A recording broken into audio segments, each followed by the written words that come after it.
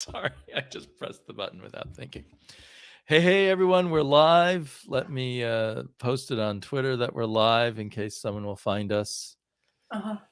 It is just the Magnificent Two. Terrence is on an unspecified hiatus, and we will hopefully have other guests come on and join us at times. But right now, it's just me and pointing the right way, LahRasa. Back from her own vacation of having a really bad cold. I'm still battling it up, to be honest. I don't know. It's ongoing. By the way, mine screen says it's not even live, so I don't know. It says scheduled. Maybe StreamYard is going crazy today. Really? I say I've got a thing saying we've been live for 50 seconds. Yeah, mine's saying just scheduled. I think Miss So can see us. Yeah. So I was busy most of the morning watching For the Love of Comics, and I feel like a lot of our people may have been watching For the Love of the Comics. They may have had too much live video by now anyway, but hopefully some people will drift over here. He did finish up a few minutes ago. Yeah.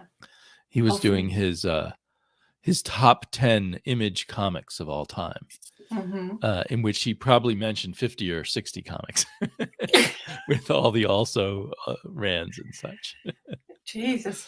Wow. That's the way For the Love of Comics works. Yeah. I mean, when I have a chance, I always tend to watch him as well. I know he does kind of a similar schedule, so it's very difficult for me to go in there and just because before I have, do stuff around the house. Right. When he does a live show, yeah. Yeah, the time differences is the same kind of thing for us as well. Like we're such a different, like time thing. So it's kind of, for me, it's evening. I'm kind of winding down, and you just beginning your bloody day. So. Right. I got my daughter breakfast and talked to her, and my wife's still not even out of bed because she loves to sleep in. Nice. Well, that's very nice. She's probably out of bed by now, but she sleeps until about 11 on the weekends. Nice. So we've got Scott Connor who can see us, Ragamuffin, the mighty Ragamuffin, the wonderful Miss So, or Morticia. If I ever saw Miss So in real life, I would be shocked if she doesn't look like Morticia. I've got that burnt into my brain. That's what happens when you have just one thing. Oh, wow. My side of the StreamYard is everything delayed. So the images of the people's I can't see. Then now just live appeared saying 2 minutes and 50 minutes we live. Wow. That is really so you're like 2 minutes behind me or something? I don't. But you're hearing me. For the Love of Comics is here. We were just talking about you for the Love of Comics. That was an awesome live show you did. I really loved it. So let us know if we seem greatly out of sync, because I guess we seem that way on LahRasa's end, but not on my end. On my end, everything seems perfectly in sync. Well, maybe it's the Europe thing. Oh, life in Europe, eh? Yeah. And Jesus. Yeah, we were talking about that off the air, how hard it is to think about comics especially if you're in Europe right now. Yeah. And of course, if you are part of the Baltic countries' heritage. Yes, you have a strong heritage in the Baltic countries, and it's very upsetting to me, but I can't imagine how upsetting it is to you. Yeah, it's not happening to my country, but my country is the next step forward, apparently. So. And your country has strong memories of what that was like. Yeah, even myself, I have memories of that. Right. Gorbachev wasn't enough for my country. Now with douchebag Putin has to be coming into Russian, and they fucking history. Oh my God, they know how to distort that really well, and in order to make them feel better about it. Like, oh no, it's not war. We just, we're doing ourselves a better justice. It's like, what the hell are you doing? Anyway, I'm sorry. It's gonna come into a conversation probably a bit. So it's just because it's impossible for me to step away. And I was telling to Damien earlier as well, saying that I did my best. But comic books usually lets me get away and escape from the daily life and troubles and pains. But unfortunately, it's come way too close to my doorstep. So I'm gonna try to be as positive as I can, I guess, about comic books. But I do apologize in advance. So anyway.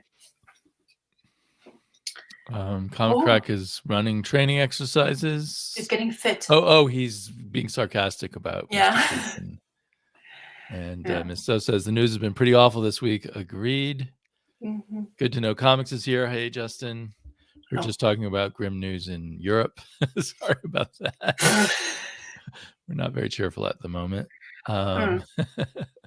Thanks, Scott Connor. But we did both read comics, right? And I have not been watching any comic book shows. Is there anything that you have wanted to mention, or are you? Did I watch anything?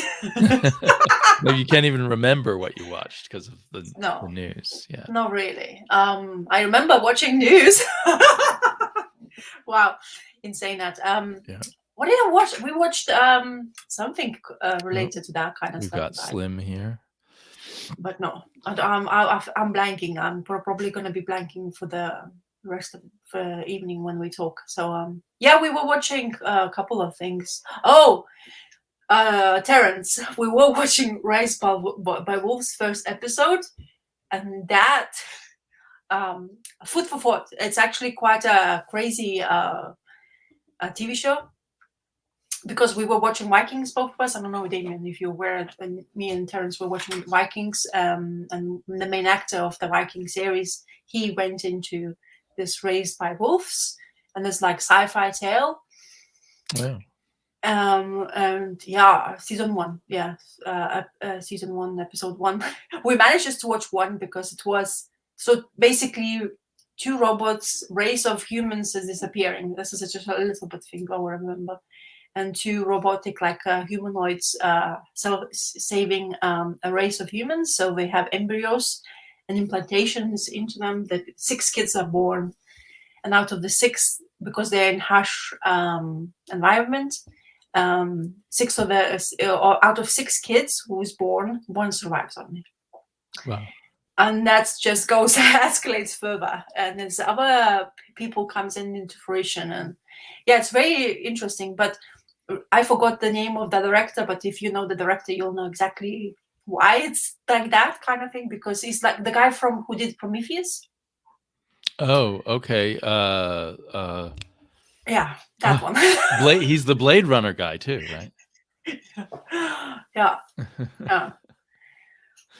I should know his name in a split second, and I can't because I'm on That's camera. why I'm telling you, I can't really. But Ridley Scott. Ridley Scott, thank you. Thank you very much. Thank you. Like always, live show names and stuff is gone, disappears. Yeah, so if you know him, so you know kind of the vibe of the show. It will go further because it just has that vibe for it. So yeah, so far 1 episode, okay. So as I say, it's a crazy season, but it's interesting, especially the power that one of the robotic humanoids have. It's ridiculous, but it's interesting to look at, and it's gory, and it involves kids. And when it comes now as a new parents, having 4-year-old is kind of, it's a little bit biting too much. You know what I mean? I don't know. Harder to deal with. Yeah, I think when as a parent, it becomes I don't know, maybe a little bit sensitive towards that kind of stuff. So. I don't know. It's just maybe me, but me and my husband, we tend to watch like an episode and we think about it and stuff like that. Oh, Gore can't stay long, so I just want to say I have just read Saga. That's interesting that it's angering people. I mostly noticed that there was another survey at the back. And just the first few questions already made me really pissed off. So I'm sure I'm going to do a video where I answer all the questions in the survey. Yeah. The second question is, how many push-ups can you do? None. 0. Because I drink beer. Your beer belly pulls you down. By the way, the best Lithuanian beer production, by the way. What's it called? I can't see the label too well. Wolf Engelman. Wolf Engelman. I wonder if we can get that here. That's the name of the man who produced the first one. It's actually 1853, the first one. So yeah, we've been a while. If you don't know, just the beer. You've been making beer a while in Lithuania. Yeah, but yeah, this is from my town where I was born, Kaunas. It's delicious. Absolutely fantastic. If somehow you can get Lithuanian beer, I recommend it. If you're in Chicago, for example, in America, you can get Lithuanian beer. It's quite a big community of Lithuanians. Right, I think there's a big Lithuanian community. Even my aunt and uncle lives there, so yeah. So that's why I don't do push-ups. I drink beer instead. You do lift-ups. Yeah, exactly. It's still exercise. It's like You're getting strong triceps from that. I wish I could say that. Anyway, I haven't had a beer in a while, to be honest. I've been a bit of a wine drinker, but yeah, this is delicious after a while. Like we don't have it for a while. So and day situations, it's you need to drink some just to relax a little bit. Yes, you do. Yeah, it's an important part of your diet. Yeah. Apparently, it helps your hair as well. See, so I have to, Oh, really? Well, I didn't drink enough then. Yeah, my mom it's funny. Your mom, when you're growing up, your mom said, "Don't drink," and then you turn a little bit older, you have kids, and your mom said, you could have a pint of beer. It helps your hair to grow. It's like, oh, really? That's when your parents flip. I think I was drinking the wrong beer in college when my hair started to go. I love Scott's description of push-ups. You could just lay face down and flex your stomach.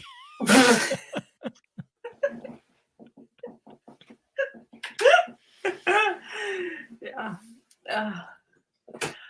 So exactly what I needed. You see, that's why I came here. Damien was asking, "Are you sure you want to do this?" That's why I need a bit of a laugh. Making life very serious, taking it seriously. So Brian K. Vaughan is very worried about those push-ups. Does he do it? He looks fit. He does look quite fit. Mm. Yeah, I watched part of the interview with him on Kayfabe. I didn't watch the whole thing. One thing I'm realizing is if I watch Kayfabe all the time, I won't have time for anything else. Yeah, me too. I realized that as well. And they're long ones as well. That's the thing. You can't really, especially if it's something you're interested in to watch, like the person they're interviewing, for example. So you kind of need to concentrate in the same time, or you want to at least concentrate.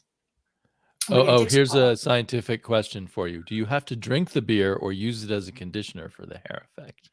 To be honest, actually, people do put a beer in the tubs and something and dunk their hair in. It apparently is known feature. But there is this, like the barley and wheat the beer is made from. It's actually really good healthy things. A part of being a beer. Right. Fermented. Right.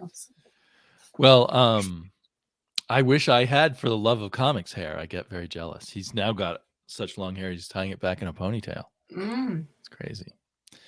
And they should call that push-up the worm dance. Well, there is one, isn't it? Break dancers do that already. They do. Yeah. They do I don't that. know what they call it. Yeah. They call it the fat man push-up or something. Oh, and yes, that's a reference to the worms on Dune, the giant sandworms. So, one thing that I heard that was interesting, comic news-wise, there was all that controversy about how they were only publishing 7,000 copies of the Avengers Justice League crossover, the reprint of the old series. Yeah. And people were saying it was some attempt to screw people over and stuff. But it turns out that it was George Perez's dream to have that published to get it out in time before he dies. They could only get out 7,000 copies because of all the printing problems right now. So it wasn't, it was actually that rather than delay the book till they could print more copies, they wanted to get it out while George Perez is still alive. So all that outrage turned out to be a misunderstanding of, and they couldn't get either Marvel or DC to agree to co-publish it, so they published it via the charity for comic book creators. I forget what it's called, the Hero Foundation or something. So yeah, hopefully they can do other printings, but Rick Ray's. Oh, oops. Hope they do another printing, though. I hope so too, because a lot of people want copies. Unfortunately, I think it was very hard to get Marvel and DC to agree to anything. So whether they can agree to another printing afterwards, we'll just have to wait and see. So apparently some people, particularly the head of DC's editorial, had to, do all kinds of hustling with the various corporate higher ups to even get the permission to do this.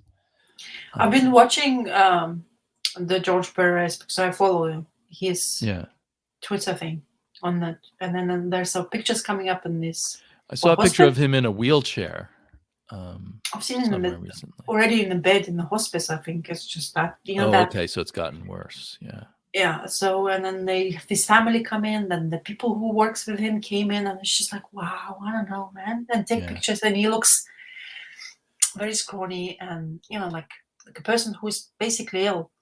And it's actually quite sad, and it's looking at the person's life and work, and then I know now he's everywhere. Everybody's like, oh yeah, we love him and stuff like that, but it's just sad that we we have to say, like, he knows already the end of the date. Maybe it's a good thing. I don't know if it's a good thing or bad thing, but it's scary to see that kind of thing in your you in your eyes. Even he's kind of public as well with that kind of stuff, which is maybe it's a good thing. Right. Just to understand that whatever happens and stuff, but just seeing his family as well coming in there and take pictures, like his cousins or nieces, and it's like, oh wow. Yeah, I wonder how publicly you want to share those last days when you're not yourself anymore. And he's like there. He still has that brave face and the typical Josh Perez smile, right? And you just Anyway, quite sad. I didn't even know about this comic book, to be honest. Now you're talking about this. Like, so is it actually out already? It's been pre-ordered, and then when people found out there's only 7,000 copies, there was this big hubbub and lots of accusations thrown around and stuff. I see. No, I heard about the accusation stuff, but I wasn't like, I always end of the bloody conversation. I find out because I don't tend to get involved too much into lots of like drama and stuff like that. But people get upset about it. They're like nonsensical things. Like, I'm sorry saying that, but it is true. In this day and age. So, Jared, from what I understand, Disney and AT&T couldn't get together to do anything, and the only way to get it published was to just throw it into the laps of the Heroes Foundation. And then they washed their hands of it. The top execs, not the people in the publishing companies, but the people way above them. That's my understanding. And I got this information from a comics reporter. What's his name? Who has decided to go out on his own and do a newsletter. It's not through Substack, though, and at the moment it's free, although he plans to charge, because he wants to follow up on stories rather than just follow the news cycle of the online internet things that he's written for in the past. He was a reporter for the Hollywood Reporter, Graham something. Anyway, I'm subscribed to his newsletter. Maybe I'll find that and put a link to it somewhere. Yeah. Well, Jared, people were complaining about greed as a conscious attempt, but there isn't any greed in not publishing more for charity. It's not like anyone's making money off of it other than the charity, and the charity couldn't get it out sooner. These are tough times for publishing, but anyway, I mean, you can slice it up different ways to try to find bad guys in it, and I suppose the bad guys are the executives at Disney and Marvel, at Disney and AT&T, who don't want to work with each other. To them, it's all about what their lawyers tell them and stuff, right? Not about George Perez. They probably never heard of him until this came up. Probably. It's like, who?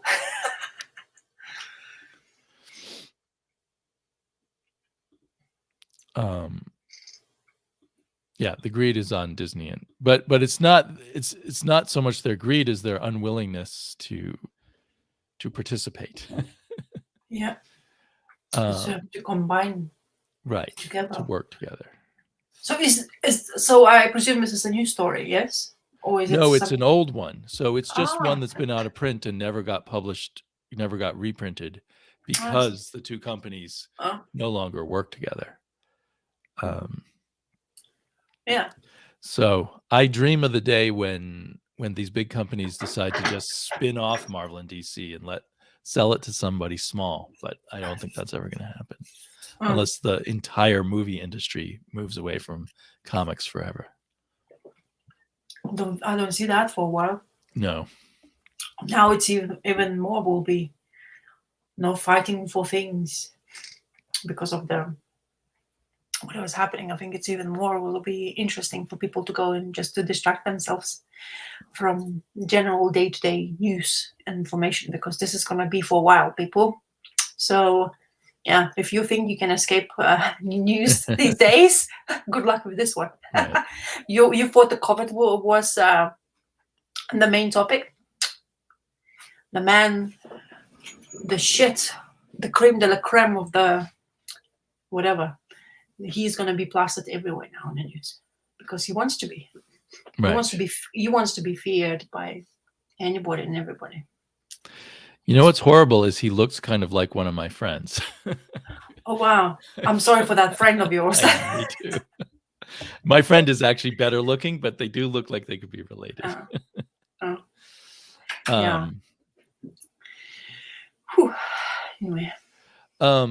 So do you want to start in on a comic or shall I? What's your mood? Okay, you can. I can go first. Okay. Yeah. Pave the path. Try to get your brain. Here's something fun. Okay. I just discovered these two comics called Amy Racecar Color Special. Oh, do you know where is it from? I now know, but when I picked them up, I didn't know. I just saw them and they look cool. But they're from Stray Bullets. And one of my many guilty secrets, because I have so many, is that I own Stray Bullets Uber Alles, and it's so thick and heavy that I've been afraid to read it. Oh, dude, I read it, and it's beautiful. I know, it's great. It's great. And I've read a few random issues, that I got in floppies, and I liked them. So I bought the Uber Alles, and then I just got intimidated. It is intimidating. So much at once. It's too bad maybe there are nice hardbacks with just like 6 or 8 issues at a time. That would probably be better. But so I now realize that that Amy Racecar must be a character from Stray Bullets. Yeah. And these comics are her fantasies. It's actually she's a fantasy of somebody else. So she's not the actual character. Oh, she's not a real character. She's a someone else's fantasy. Yeah, okay. She's a fantasy. Yeah. Because I bought these at a comic book store near me that has a little section that has what's the word? Like someone is the concierge and has written little notes why you should get each comic. Oh, and yeah, that's your comic book shop does that. Yeah, it's called Books with Pictures, and it's the guy who does it is Douglas Wolk, the person who just had this book out called All the Marvels, and he's a friend with the shop owner.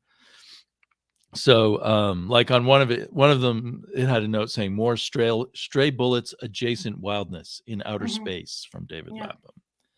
And this other one, this is why I thought it was that Amy Racecar was an actual character.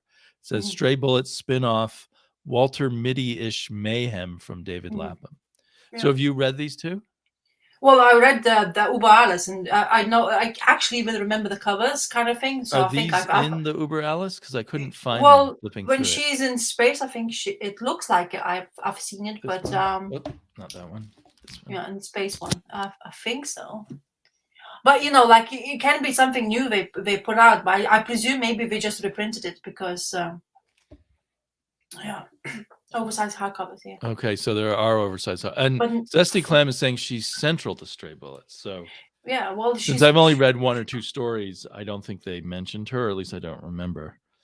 She But will. these, She sorry, go will ahead. be in. Sorry, I'm keep on interrupting, but she will be in there. You will see. Like Uh-huh. even now, I think if you will like flip your ginormous Uber Alles, you would spot her quite. So because she was like taking. I think they were when they were producing the Stray Bullets when they came out. I think she was like a relief of or like maybe do something a bit of a break. You know, like people do that when they Uh-huh.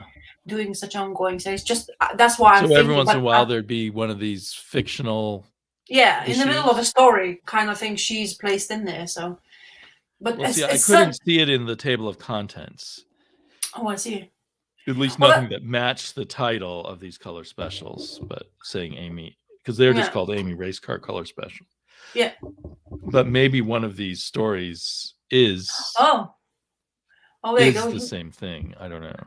Jared Osborne just said that they are special, so they are a special extra stories. So that's maybe I haven't read those then. Okay.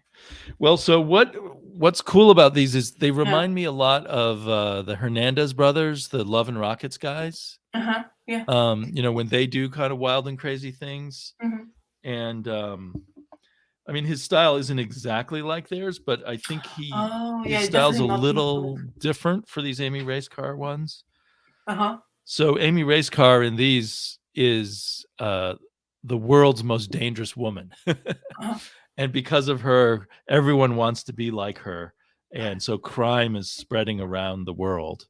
And she's off just having a vacation in Hawaii with her gang, which Uh-huh. includes this guy, who I think he appears. I feel like I've seen pictures of him on covers of Stray Bullets. It's definitely it's and then though Sunshine and Roses, he's quite a. It was there as well. So this is her gang: Jack Rum, Mhm. a pornographer named Jerry Bubbles, some other people. But then there's a gazillion dollar reward put on her head, literally a gazillion dollars. So they all want to kill her, even all her Yeah. best friends and boyfriend. Yeah, But definitely not. It's definitely not in the book for sure. This isn't brand new right. stories here. That's for sure. And it's just it's almost like one of those Gore Vidal says he's never seen her in color. Zesty Clam says she's like the Hopi of Stray Bullets. Yeah, there's a lot of crossover in these issues to some of the kind of lighter side of Love and Rockets. This is the 1997 July 1997 issue, and then the other one comes from 99. Interesting. And you can see, I mean, he goes all out with tiny panels and stuff. When I was looking through Stray Bullets, it looks like he sticks much more to a 8-panel grid. But in here, he seems to play around with different grids. So then she basically, at the end, she steals the president of the United States rocket ship. Oh, which was a trap. The president of the United States trapped her in the rocket ship. But then she launches and leaves, and that's the end. She leaves the planet while the president's being attacked by angry fans of hers. That's great. Yeah, so, but then I thought, well, okay, she's launched into space, so here's Amy Racecar in space. It'll be a continuation of the story, although it was published 2 years later. But no, it's a completely different story. In this one, she causes all the leaders on Earth to shoot off their bombs at once, and the world explodes as she flies away. Wow. Yeah. And then she's just drifting in outer space by herself.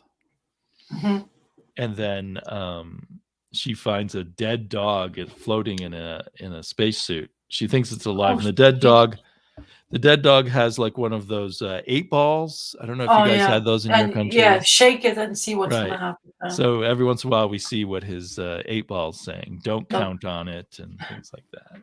I see. And then she doesn't do things right, so she gets disattached from her spaceship, and she and the dead dog float in space for 500 years. They freeze, which it's not very realistic, but that doesn't really matter. Until another spaceship with the last 11 human beings in the universe find her body floating around. And I don't know how much I should give away, but let's just say things do not turn out well for the last remaining human beings. And it's just goofy fun, but it's definitely like a mock story, like when in Love and Rockets they'll do stories that are actually these movies that one of their characters is an actress in.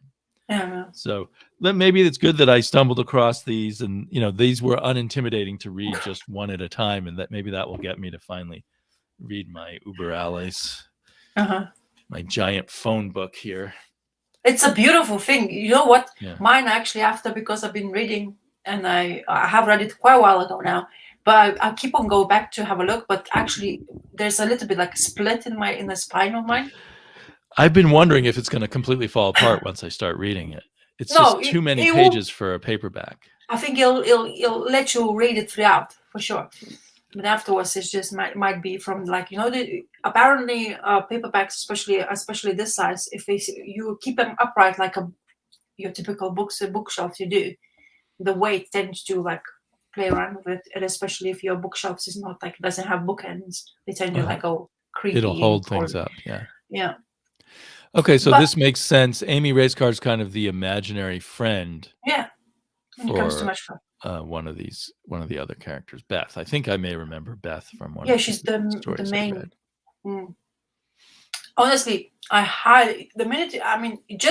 know that I will love it because I have loved all the individual stories I've read, but it's still, and I'm so into reading individual issues as they come out month by month that any of my really thick omnibuses are a little intimidating. Yeah. But I feel like Stray Bullets is something I need to carve out some time for, that I don't want to just read the first 3 issues and then put it back on the shelf. But maybe I should just plan to read 1 issue a week or something. Maybe that would be the way to. Remember when I was did Invincibles? Mm-hmm. Because of that, like it's daunting 72 issues, but I went for one at like a week, maybe 2 issues or 3. It depends if I'm very interested. But those flow so quickly because the conversations, the situations they get into, and he puts them into situations where you're like, oh my goodness sake. Right. I really appreciate this more old school art. Yeah, it's beautiful. To be honest, actually, it was quite a different way of looking at. Sorry, a second, Rasa. Can someone with a wrench get rid of this person who's leaving all these comments? This bot. Yeah. Thanks. Wow.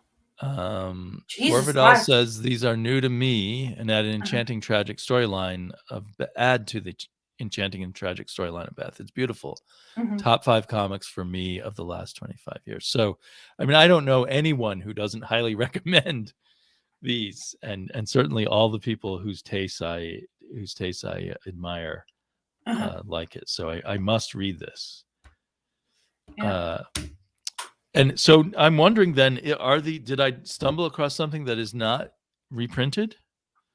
I mean, I've never seen it myself, so maybe not. Because they cost me $2 a piece, and they seemed to be unread before I read them.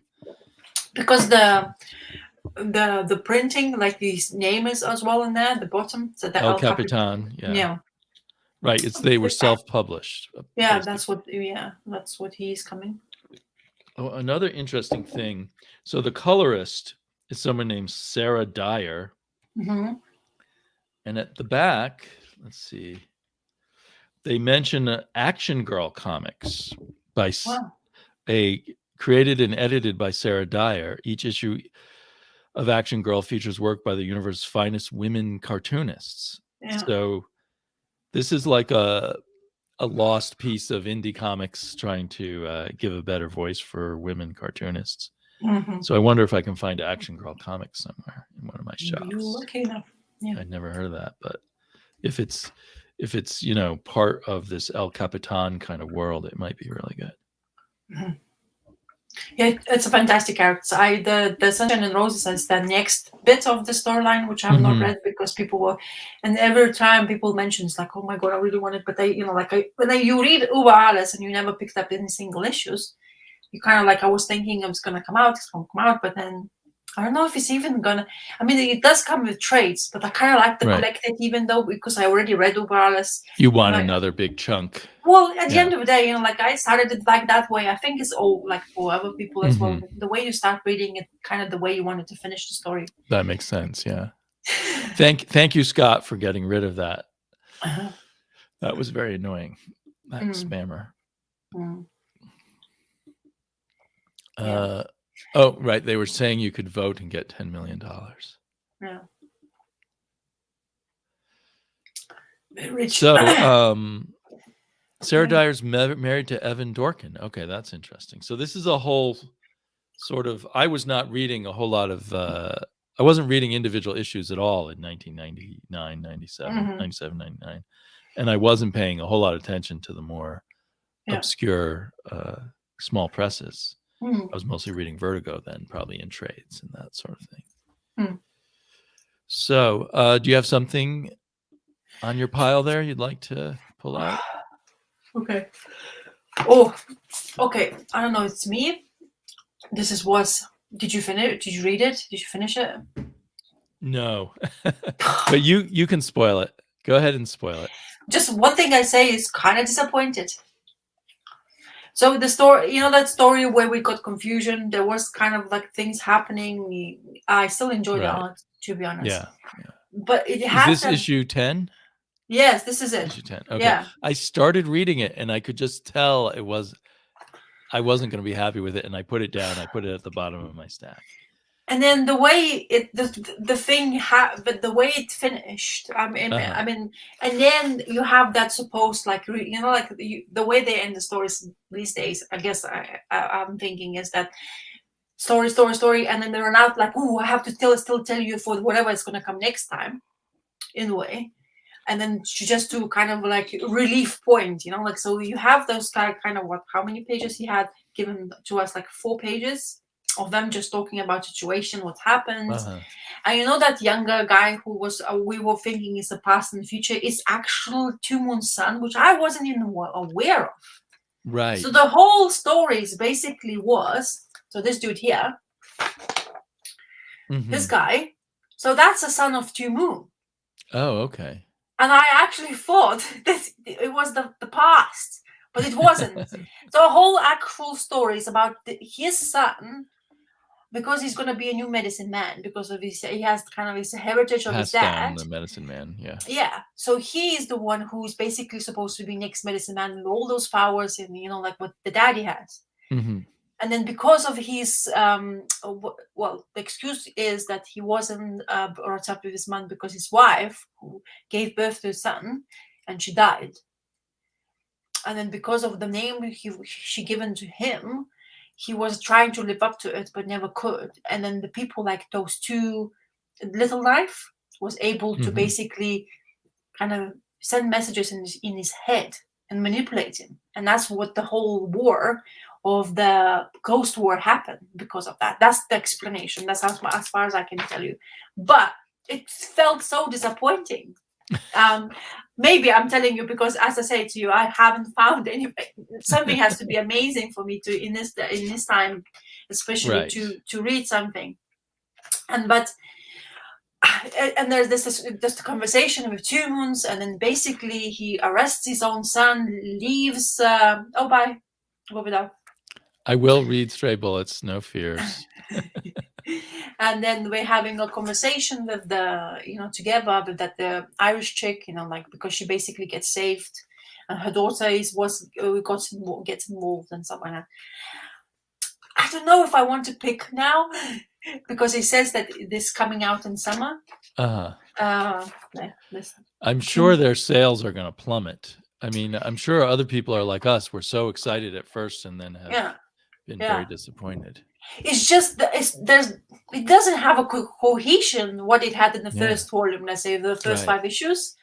This was such an embarking story. The way he was encompassing the story itself, like all the 3 of us were so confused, we didn't understand what's happening. Right. In here, you kind of understand exactly what it is, but it basically pisses you off because, like, Okay, so you could have just done that. It's easy. Right. It seems to be you are more enabled, but it's somehow when they divided this comic book into 5 issues, let's say this way, it just that didn't click right until the end, and it was disappointing. So unfortunately, I don't know, maybe I was thinking maybe it would be more cohesive if you read them straight away, like in one trade, and see how that felt afterwards. But when you read them in chunks like we were, it's very confusing. And that sun part, I was like, I didn't even get that part of the sun. Because it was like past future, it felt like it, and honestly encompassed really simple story which could have been told really great, because the way all the souls came through like they were used to this war, but the war happened really quickly and it wasn't really rewarding. So it's such an unfortunate thing. And I don't know if I should take a chance. I probably would, because like I still enjoyed what he was like, the character itself. But 2 months basically ended up having to lose his son to authority. So he gave the son to a white man, which is kind of mind-boggling. Are you playing with it? I'm playing with the thing. I never even noticed this certain control there, and I said, "Oh, I wonder what that does." Yeah. Sorry about that. So yeah, and I don't know. It's, as I say, quite a disappointing. I think he really did it. Like, he used to have that back pages, and now he doesn't have any. I think it would really help the story to actually, for us to understand the processes of his head, how he wanted to portray the story, who characters got involved, and this one didn't have at all. So, and I think it just lacked that, like he was overcomplicating it, a supposedly interesting story, but without telling us in the easy way for us to basically digest it properly, without questioning so many times. So. Yeah, the guy's mouth is bigger than his horse's. Yeah, his jawline is actually almost about to escape him, so that's why his mouth. Yeah, and then the way, one of the best panels probably there is that they right at the, I think it's not at the end. Yeah, it's right at the end. Without reading and without, if you don't read and spoil it, but he's riding a horse who is actually dead. Oh, okay. So it's like, what? Because of the powers he holds, he's able to basically have that. And is that the sun or the original 2 Moons? No, it's original 2 Moons. The original 2 Moons is the sun, basically, because he was having that little knife in his brain, he actually made him bigger, like grown up. So when he lost the power, basically after that, his son became like scrawny, and he lost all the muscles and everything. Like a child again. Yeah. So because of he was so, like possessed kind of thing, the way is, as I say, it's kind of like overcomplicated. Could have been very easy to tell us a story, but disappointing. 2 months were disappointing. But you can't get everything perfect. Like we like to. So we highly recommend the first 5. After that, feel for it. If you do want to. I think the thing is, the 3 of us were so recommending this book, and we continued to do so in the first few issues of this arc. Yeah. That we feel suckered. We feel. But the 6th issue was perfect. I know. And then something happened. If only it had continued the way that issue was going. Yeah, it was really good. We understood everything. We were like looking into the future or whatever issues are going to come out. And then the issue 7, everything just tattered away, and it's like spilled like a turd on the floor. Sorry. That's okay. But it feels like it feels like that. Anyway, so yeah, disappointing 2 months. And I really like my westerns, so yeah, and there's so few westerns, right? Or at least from modern U.S. companies. Such a rare thing. Yeah. And it was such a cool take on the Western genre, but the point of view character having such an unusual heritage. Well, so I was invited on a podcast that has already been recorded but has not been released yet. It will be on Eric, the Long Box Review. But the theme of it was issues that were firsts in some way. And I was going through all my comic book boxes and trying to decide what kind of way I would do that theme. And one theme I considered but didn't end up using was my first Jack Kirby comic. Wow. But I So couldn't Thor. figure out which really was my first. Was it Oh. New Gods, number 7, I believe, number 6, Mm-hmm. the Glory Boat issue, or was it this reprint of the early Jack Kirby, Stan Lee Inhumans issues, Wow. which in the reprint for some reason doesn't have a Jack Kirby cover, but so It's like, it was really cool. I mean, it's kind of mind blowing the very first time you go to the Inhumans Forbidden Land and stuff. mm-hmm. Or was it this Jack Kirby issue of Thor? I always thought you always said that Thor was one of your first things you discovered with Jack Kirby. So I'm just not sure which of the 3. But anyway, that's all a prelude to. After pulling all these out, I love the artwork so much in this one that I decided to read it yesterday. Yeah, that's a good choice. Let me put it under the microscope here. The microscope, the high definition microscope. Right. Oops. Wrath of the One problem with this microscope: too many cords on my table. And apparently, I can go like this, and we'll be inside the picture. I don't know what's better. Probably this is better. No. You do that opposite, but I think because it's much more the comic. Yeah, you can see more. Oh, the comics is even better. Yeah, it's more into. So this is from 1969. So I must have bought this at a farm stand in Connecticut, because that's where I found my back issues back then. There was this one farm stand that would have a little box full of old comics, and each one was for 10 cents. Wow. Which they thought they were probably getting a lot of money, a used magazine that only cost 15 cents for 10 cents. But so I often would get 10 comics at a time from that box. Wow. And this is on one hand, it's a very basic story. This bad guy named the Wrecker escapes from prison and wants to get revenge on Thor. And meanwhile, Thor, as a surgeon, is trying to save someone's life at the same time the Wrecker's attacking. And that's the whole story. Mm-hmm. But there's something to me that I still feel the thrill that I did as a kid from it, just because of the way the Jack Kirby art's done. Mm-hmm. And significant to me now is it's inked by Bill Everett, the original Submariner guy. Mm-hmm. So he was of Kirby's generation, and he was a veteran comic book guy by this time. And I think this is before Mike Royer started inking Kirby. Mike Royer actually was the inker on this New Gods.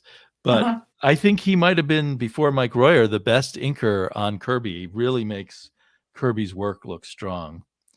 The other thing I was thinking is I've seen people say, oh, Kirby could do so many comics because he took shortcuts and didn't do a lot of details. But look at all the detail here. There's all these individual tiny people down on the street, every building. It's not just like a few lines the way modern comic book artists throw in their tracings of cityscapes. It's all drawn by hand. Even a little panel here, there's so much detail in all the buildings around Thor. But it's kind of funny seeing Thor just outside some people's window while they're having breakfast in Manhattan. But and the overblown Stan Lee dialogue just really works well with this overblown Jack Kirby artwork. And an interesting thing is the guy whose life he's trying to save as a surgeon is a civil rights leader. Wow. So for people who think there weren't politics in comic, Thor wants to save this guy because he's an important civil rights leader. So he decides to go become Donald Blake and just walks into the hospital and says, hey, I hear you have this important surgery. Can I help? And they say, of course, you're the best surgeon we've ever known. Go immediately into surgery. And even Jack Kirby's drawings of, let's see if that will focus. Come on. There you go.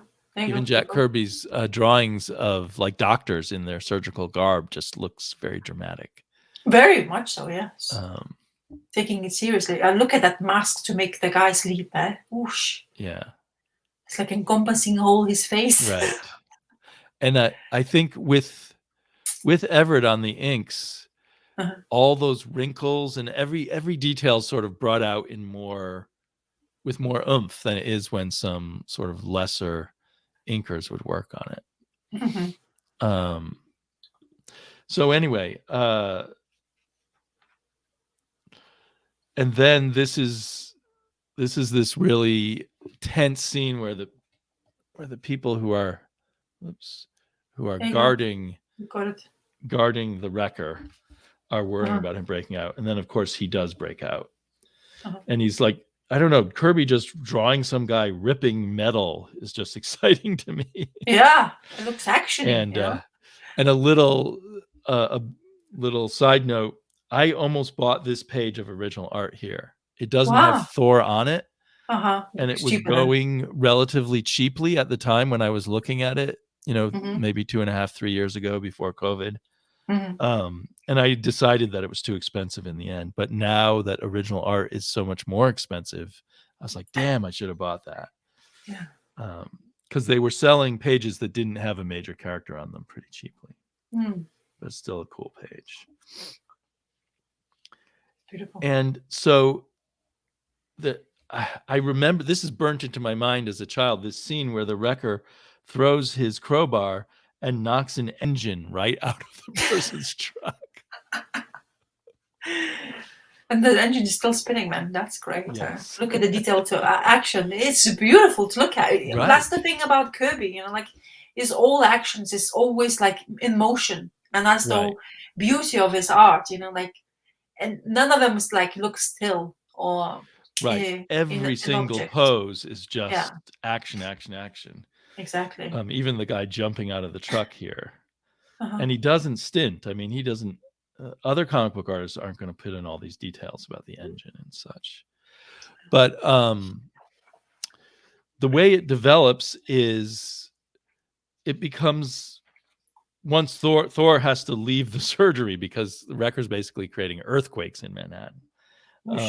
And so he has to go fight him.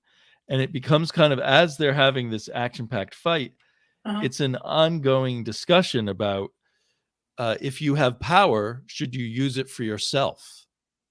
Oh, okay. Which is, I'm sorry, just brought us back to Putin. But everything will probably, unfortunately. But he is Putin. He's just like, I've got this power. I can do what I want. Yeah. And it's this bigger philosophical kind of question going on in the big fight. I mean, of course, in the end, we know who's going to win and how everything will turn out. But it's just visually incredible. I'll never know which of these three comics really was my first Kirby, but this is, by another artist, this is just a mundane thing, right? You just have a fight with the bad guy, and that's the story. That's the whole story. Yeah. And Stan Lee, I think, responds maybe to the visuals, and that gives it that bigger philosophical stuff to it. The only truth is power. The only justice is what the strongest one decides. That's why I gotta win, because I'm the wrecker. Thor says thee nay. Thou shalt wreck no more.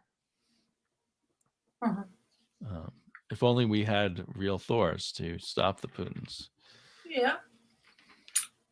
When you want superheroes, but you have one anyway. And Jane Foster returns. So look at this. Yes, I don't have the next issue. I need to find it. Jane Foster returns.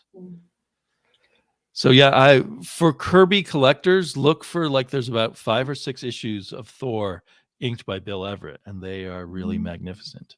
That's beautiful. I mean, as a child, now I'm looking at it, and my son is absolutely while I was reading all these comic books, my son wanted to see each page. And he wanted me to describe, I describe him and everything. And he loves action. He likes when people like falling. That's hilarious for him now. Right. So this would be perfect. Yeah, his mind would be blown, to be honest, because he absolutely loves action. So this is beautiful to look at, and there's so much happening in just a couple of panels. It's like you have just like your eyes just wanders, and it's scene after scene. It's really it's incredible. It's an incredible comic book. I just love it. Well, do you still have the Marvel app? No, not anymore. Oh, okay.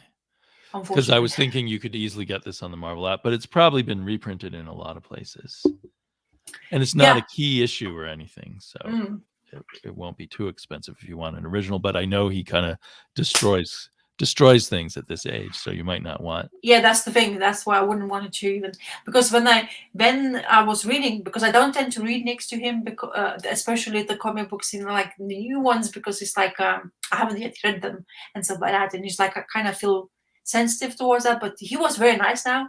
Especially he's like, if you just let him, like, okay, you calm down kind of thing, just look at with me and I'll explain to you, because I was reading some of the Usagi Jimbos and they were perfect for him to look at, because Right. he was like fascinated by everything. But yeah, if I had reprints of that, I definitely want to show it to him, because I think he would absolutely love it. Yeah. Well, like and I think the Wrecker is a kind of character a young boy can relate to, because there's just that urge to create carnage and smash through things. Exactly. But beautiful. So what issue is that? What is the name? I think it's 170, 171. Okay, let me check the place I usually go to look at for the prices around here. So the Wrecker is a character who appeared in Thor like a couple years before this, who was just like some kind of ex-con or something, who was in the way when Loki was transferring some massive amounts of power. And so he is filled with godlike Norse god power, even though he's just kind of this brutal guy. And yeah, he eventually formed the Wrecking Crew in the Defenders, which was also real cool, and something your son would like if you could find those Wrecking Crew issues of the Defenders. There's the Wrecker with his crowbar, and there's a guy with a ball and chain, and there's a guy, I think, with fists that are like jackhammer's fists or something. So it's like Bob the Builder in reverse. But I see. Yeah, so I don't know, obviously any comic book fan would appreciate the art, but maybe there's certainly, because I read this when I was 10. So I do have the nostalgia for how I felt about it at the time. But it is nice to go back and see that the art is as good as I remember. Well, there's don't look for a first appearance of Wrecking Crew, because that's going for like 40-50 quid of their first appearance. I think I probably have it in my collection. That must also be in a lot of different reprints. Yeah, it's Defenders 18 is their first appearance. And the Wrecking Crew you're talking about. So. I also got that in a subscription. I can picture that issue. I got it in the subscription as a kid. Yeah, because the Hulk is doing the motion, isn't it? And it's coming. I mean, I can show you the picture. It had art by Sal Buscema and Klaus Janson, if I remember correctly. Yeah, there. If you can see my phone. Oh yeah. And that's the issue. Well, you might, as your son gets older, you might want to get the Marvel Unlimited for a while. I think so. If he's careful enough not to damage the iPad. Well, he did. So never mind then. No, I mean, I understand what you mean, but yeah. But it'd be a cheap way to get all of those. Yeah. Like those old Marvel comics were a problem for my daughter because they didn't have any female characters. But but other than that, they're great stuff for kids. I wonder, because I collect Defenders quite a few, but I don't think I have the issue 18. I probably do. It might still be my old subscription copy. I'm not sure though. I have a lot of Defenders. I know. The first thing I wanted to do is to collect them. No, I don't have that. Your son might, if it's a 2-issue story, he might be happy with just the second issue, which wouldn't be the key issue. Well, anyways, it doesn't matter. There is reprint somewhere, so it's not an issue. But but I'm surprised how he was so because my son just turned 4, so a week ago he turned 4. While I was sick, that's the time when I didn't go. Oh, he was sick for his birthday. That's good. We were quite sick for birthday, but he just turned 4, and it seems to be the one thing it just clicks for him now. He likes to be showing the pictures, especially comic books. It seems to be because of he sees that now action happening, and he wants you to describe all the things happening. So, and he wants to flip the page to see the action. And the Usagi Jumbo comic book, which I was reading, which you haven't read, about the kites. He absolutely loved it because the kites, cool. fascination of kites, you know, for Right. him, because something flowing in the air and people chasing it. It was fantastic for him. And of course, samurai, apparently, the action scenes were great for him. So yeah, I was like really happy to see that he's so much more, and like my influence is going there. And like I bought him that the Batman cave with those. Oh, right. Like, I saw a picture of that. yeah, so he's, you know, like I'm getting him to be influenced by comic books as much as early as possible. So the idea of it. So, but he's funny enough, he's a huge fan of Spider-Man. He watches Spider-Man TV show, and he absolutely loves that one. He likes the Spider-Man flying around in New York fighting the crime. So it's interesting. Miss So, I put in a website there that lists every comic book published until sometime in the 2000s, and they, wherever they have the information or can figure it out, they list who all the inkers and artists of the covers and the interiors and the writers were. So I often use that Mike's Amazing World as a resource to find out when I'm not sure who did the artwork. Now, if you're talking about just a list of everybody who did work all in one place, I'm not sure where to go. Oh, wow. Nice page. But nice and yellow. That Mike's Amazing World is really good. They also have this thing called their newsstand, where you could see every comic published on a certain date. So that's like how I figured out when the first comic I bought was published and what other comics were on the rack at the same time. Wow, really? To help like figure out my memories of the first comics I bought. And so you can filter it down to like just seeing all the Marvel comics or all the DC comics or all the Archie comics published in a given month. Yeah. So anyway, that's a fun website. And then there's lots of publications by Two Morrows, who do Back Issue magazine, that are full of all kinds of information about all these kinds of things. But where there's some place with just a master list of everyone, I'm not sure. There might be some other website or something that did that. Yeah. Yay for 4-year-olds liking Usagi. Yeah. So it seems to be my son has definitely from my side of me, because when I was growing up, I was fascinated by rabbits.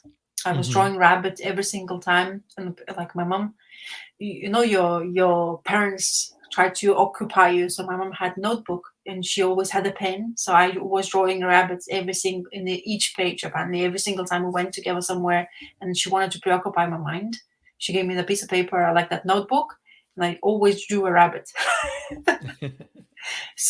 And it seems to be Usagi is perfect, and my son tends to like rabbits a lot as well. The minute he sees rabbits, like points.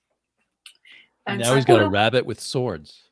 And now, yeah, exactly. Yeah, that's even cooler. Imagine I was like thinking, if I was growing up with that, I would be like into it completely and utterly. But now I am, so never too late. You know, like that's the thing. No matter if it's 4 years old or in a more tender age, you like your Usagi Jimbos. Have you read this? Yes. Oh, good. So we can talk about it. Yes, we can. The last issue, I wasn't so into it, but this one was exactly like what it was before. I don't know what happened to previous issue. I don't know how you felt about the previous issue. What issue is that? What was the number? It doesn't even show you. On issue 5 now, I think. But it doesn't even show you on the cover. Interesting. Maybe on the back cover? It says 5 in here, yes, I can see. But nothing, no number. It just says the little pages here. This says number anyway. Oh, okay. So yeah, issue 5, and then our main character is trying to flee. Right. And he had rescued this woman and her, was it her daughter or her son? I forget. His son, the sleeping son who doesn't wake up when action happens, basically. And she had been on some hit list. Yeah. And which he's hooked into and rescued, but we still don't know all his motivations or. Yeah, it doesn't really frustrate. And this scene when an Asian guy walks into the bar and everybody's looking at it. It's just like that a joke story kind of thing happens, and everybody stops and looks at it like, who the fuck are you? Right. And then he goes and talks to that barman, who looks very friendly apparently, and we know each other as well, it seems to be. Yeah, I'm not sure if they knew each other before or not. Oh no, maybe not, because he says like now it's I found you on the black web or whatever it's called. Yeah, like I know this kind of people who comes into my pub and kind of having conversations. So yeah, I and then he sweats and he sees himself on the TV screen. That was like a good moment. This one, what it had, I think, is the moments of those really nicely picked panels of our artist, who is absolutely fantastic, Andre Lima Rojo, where he picked such a great reaction points, which I absolutely loved. And another thing, what the colorist point for colorists for sure, is changing the color scheme for the different reactions of the. That's a very good point. I hadn't thought of that. Yeah. And I absolutely loved it. I think it's just really enhanced, especially this panel here. Right. When he's like, that's really cool. Like things are gonna happen. And another thing, what I liked of Misdirection is about this guy with the bandage on his nose. And the first thing you're thinking, oh, he's the one who's gonna be doing something to our main character. Right. But if you read this comic book, you'll know why. It's something else. Yeah. And you're right. This artist is just amazing at what you might call the acting and the faces of the characters. Yeah. It's just incredible. And there's fantastic action scenes as well, of course. And then situational points of the storyline. This is really good. I mean, I won't spoil the next page because that's actually quite a spoiler in the panel scenes and stuff, and the rest of it. You could just say some really big things happen. Yeah, and then they have it, and you know what I really amazes me, how those blinds when people are having the light reflecting on the blinds, it's so difficult to actually portray that, but this is really nicely because it's consistent. Oh, nice. You see how it's not changes to a level of lines. It just looks so like it's the same blind, the same room they're sitting at, and sometimes you can get it so wrong. But this, as I say, this artist is amazing. It's almost like maybe it's a bad way to compare, especially as a comic book it's the beauty of the comic book. If you just get those panels so right, it's just such a feel like you're inside there and you just as a spectator, or like watching a movie, to be honest. That's the comparison I don't tend to want to use so much, but it really is kind of amazing how the ability of persons to portray little conversations but lots of effects he can portray in the paneling. So I really liked it. And it seems like the car, this simple scene between the two, the situation, they're middle of nowhere, very middle of forest, but it's just that really easy to portray, it seems to be for him. But spot on, like you go let's talk about something we really want to talk about, the back of the pub, whatever it is, this is the drive-through, whatever. But yeah, one of the best things so far. I mean, really good comic book in general. I think this is the best for me was in the comic wise. It's just emotional portrayals was really good. The tension I really felt the tension in there. And then, of course, which I'm not spoiling for our viewers in here, is what actually happens afterwards. It's just as fight scenes ensues into the fighting. But I don't know how you felt, but really good. If it's the last one, I don't know why it didn't felt as much. Maybe just because it was more conversation, and I was feeling like this comic book is really how it started. It being quite silent at the beginning, and letting this artist Rojo Andre Lima to do whatever he does the best. Right. But really good. It's just I still don't understand the whole story, but I don't need to, kind of, in a way. I'm getting surprised by the comic book, which it does rarely happen these days. Kind of many stories are quite predictable, but this one is that dark web, and he's getting more, and then why they after her, we don't really know yet. The hidden secrets, and we only know that she's been on the hit list, and everybody's going after her. So yeah, I think it's an exciting, tense story, but because at least for us comic book aficionados, there's something special about the art where we really appreciate how much the artist adds to the storytelling. I don't know if that would be as obvious to a more casual reader of graphic novels. Maybe, or maybe it would subconsciously affect their enjoyment of the story. No, I think it's generated. How is the stories get generated by not only the writer but the actual artist is giving you the sense of and understanding the atmosphere of the comic book and the tale is telling you. So it's really good mesh. This is really good. Like Rick Remender is like spot on. I mean, picking just the superb, like he always does. You know, like he has that art. At the end of the day, he's an artist as well. First and then right after. At the end of the day, that's a good point. Yeah, I think he knows how to work with artists very, very well. Because it's probably, you know, at the end of the day, he has experiences himself. So now he's able to give them the right moments, I guess. Well, maybe he's just working really well with people. So, or picks the right people to work with. He also picks very good artists like Wes Craig. Yeah. I look forward to this comic every month a lot. Yeah. I don't think I don't think the last issue was much of a dip down for me as for you, but I can definitely see what you're saying. And I was getting to the point where I was feeling like I need a little more. Yeah. And then this issue gave me a little more. Exactly. It upped the ante and it added to the different elements of the story coming together. So that it feels like a little more complex of a story, possibly. We'll see. Do you think it's just because of the topic, the way they started the storyline, as it is like, you know, intense, emotional, you know, like people are really intense, and then suddenly you quiet down the issue. Right. You have more conversation style, or you can start to notice because you kind of expect the kind of the same thing. Because we had all the issues quite intense. We didn't know what's happening. The characters were always in situations where they really didn't want it to be at. And then suddenly, I don't know, it's just the way I felt the last issue was feeling like a little bit too tame. It wasn't still going on the same kind of ride, but then this came out, and it's just like, okay. I think you're right. The pace changed in that last issue. Yeah. I think it probably won't be even noticeable in reading in trade when it's all together. Oh, I think it would be really good to read this one. It'll be a really fast read in trade. Yeah. I mean, I have mixed feelings, but I kind of like that I have a long pause because it's such a quick read, but then I kind of thumb through the whatever issue came out and look at it several times.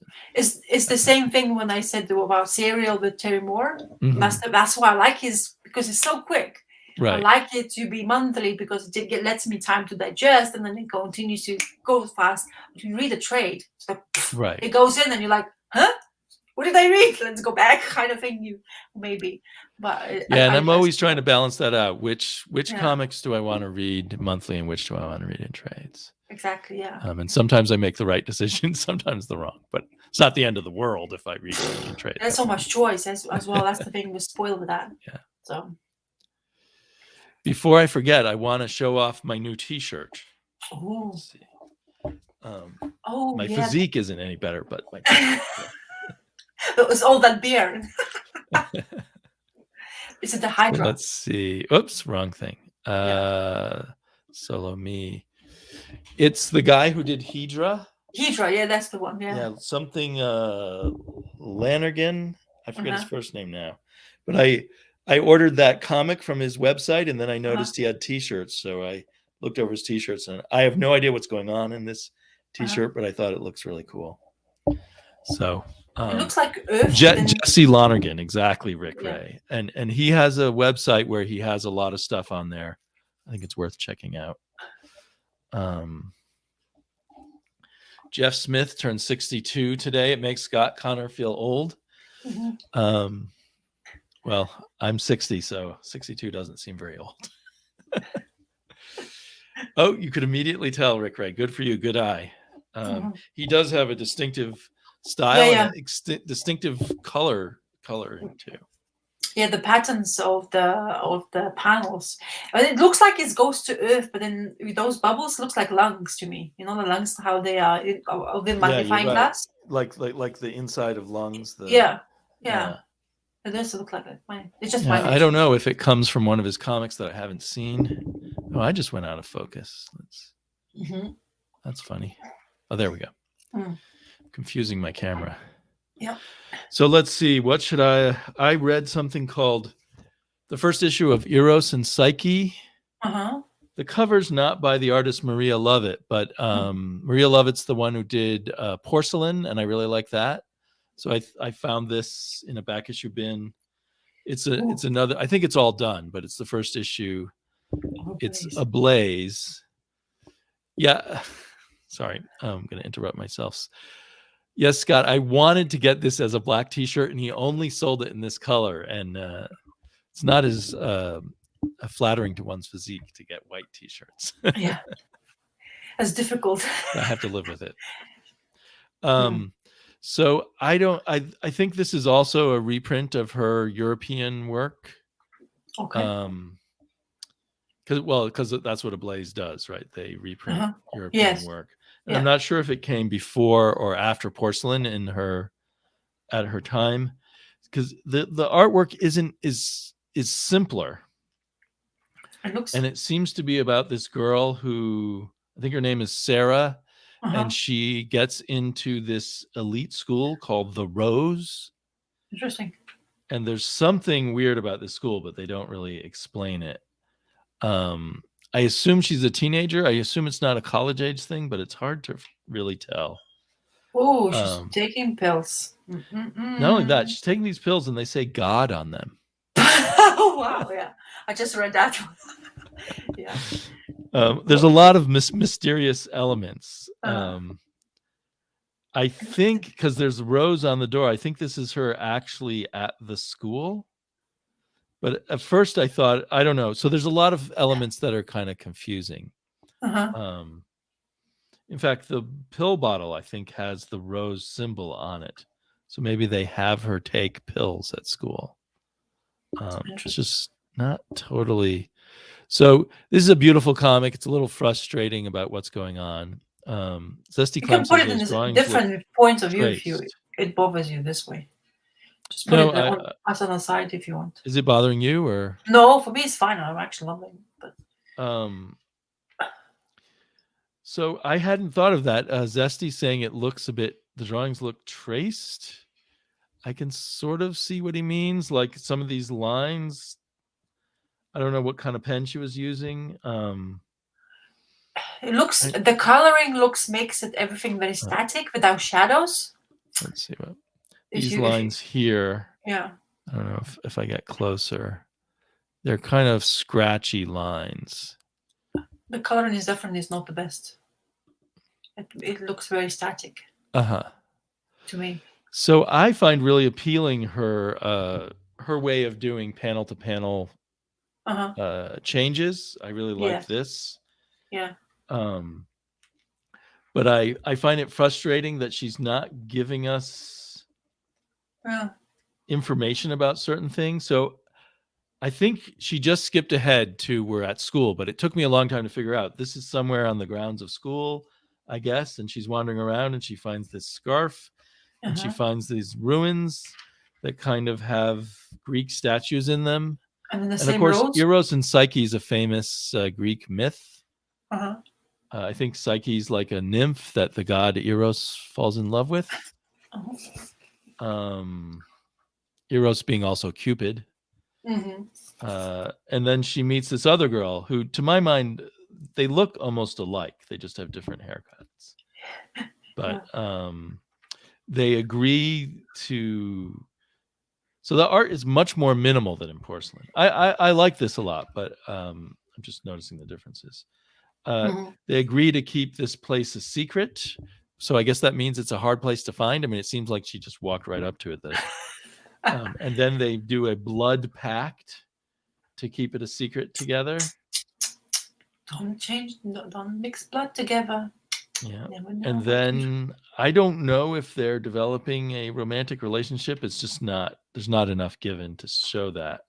Yeah. And then they're in classes. They never show teachers. There's something about a piece of paper being put in a ballot box, and I don't know there's a lot of stuff that the significance of it is not clear, and I don't know if it'll become clear later, or if I was from France, maybe some of these things would make more sense from French high schools or colleges. And then the school is so elite that whoever does the worst on a test at the in the whatever subject it is will get kicked out of the school. So you want to make sure you're not at the bottom of the class. And she survives. And then there's just, I don't know what's going on. I don't know what they're doing, making these bead necklaces and then hanging them up on a string.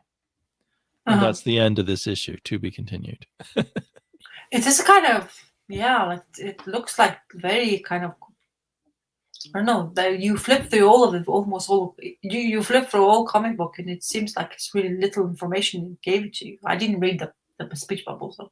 Right. Yeah, there's very little in the speech bubbles anyway, but I really like her. I just like her sequential modes, but I don't understand what she's doing in the story too much. But I think I will look for future issues. It does have a bit of a Milo Manara vibe to it. And I'm wondering, because it's called Eros and Psyche, if there's going to be more explicit sex later on. Because I know she did a kind of sex comic with the American writer. Now I can't remember his name. With a well-known American writer recently. Blaze should print wider format so the page, right? So it's the European format, so you have a lot of wasted space on the top and the bottom on the margins. Yeah, that's the problem. For her, like her lettering isn't too small and her images are pretty simple, so I don't feel the loss as much as I have on some other European comics that they did that with. Yeah, her art doesn't look like it's missing out. I mean, if it's overly complicated. Faithless. Thank you, Rick Ray. Rick Ray is a great source here, which she did with Brian Azzarello. And I think Faithless 2 or Faithless 3 is out right now. How is it? So it's a white balance, says Wednesday Serial. He's always very mysterious. But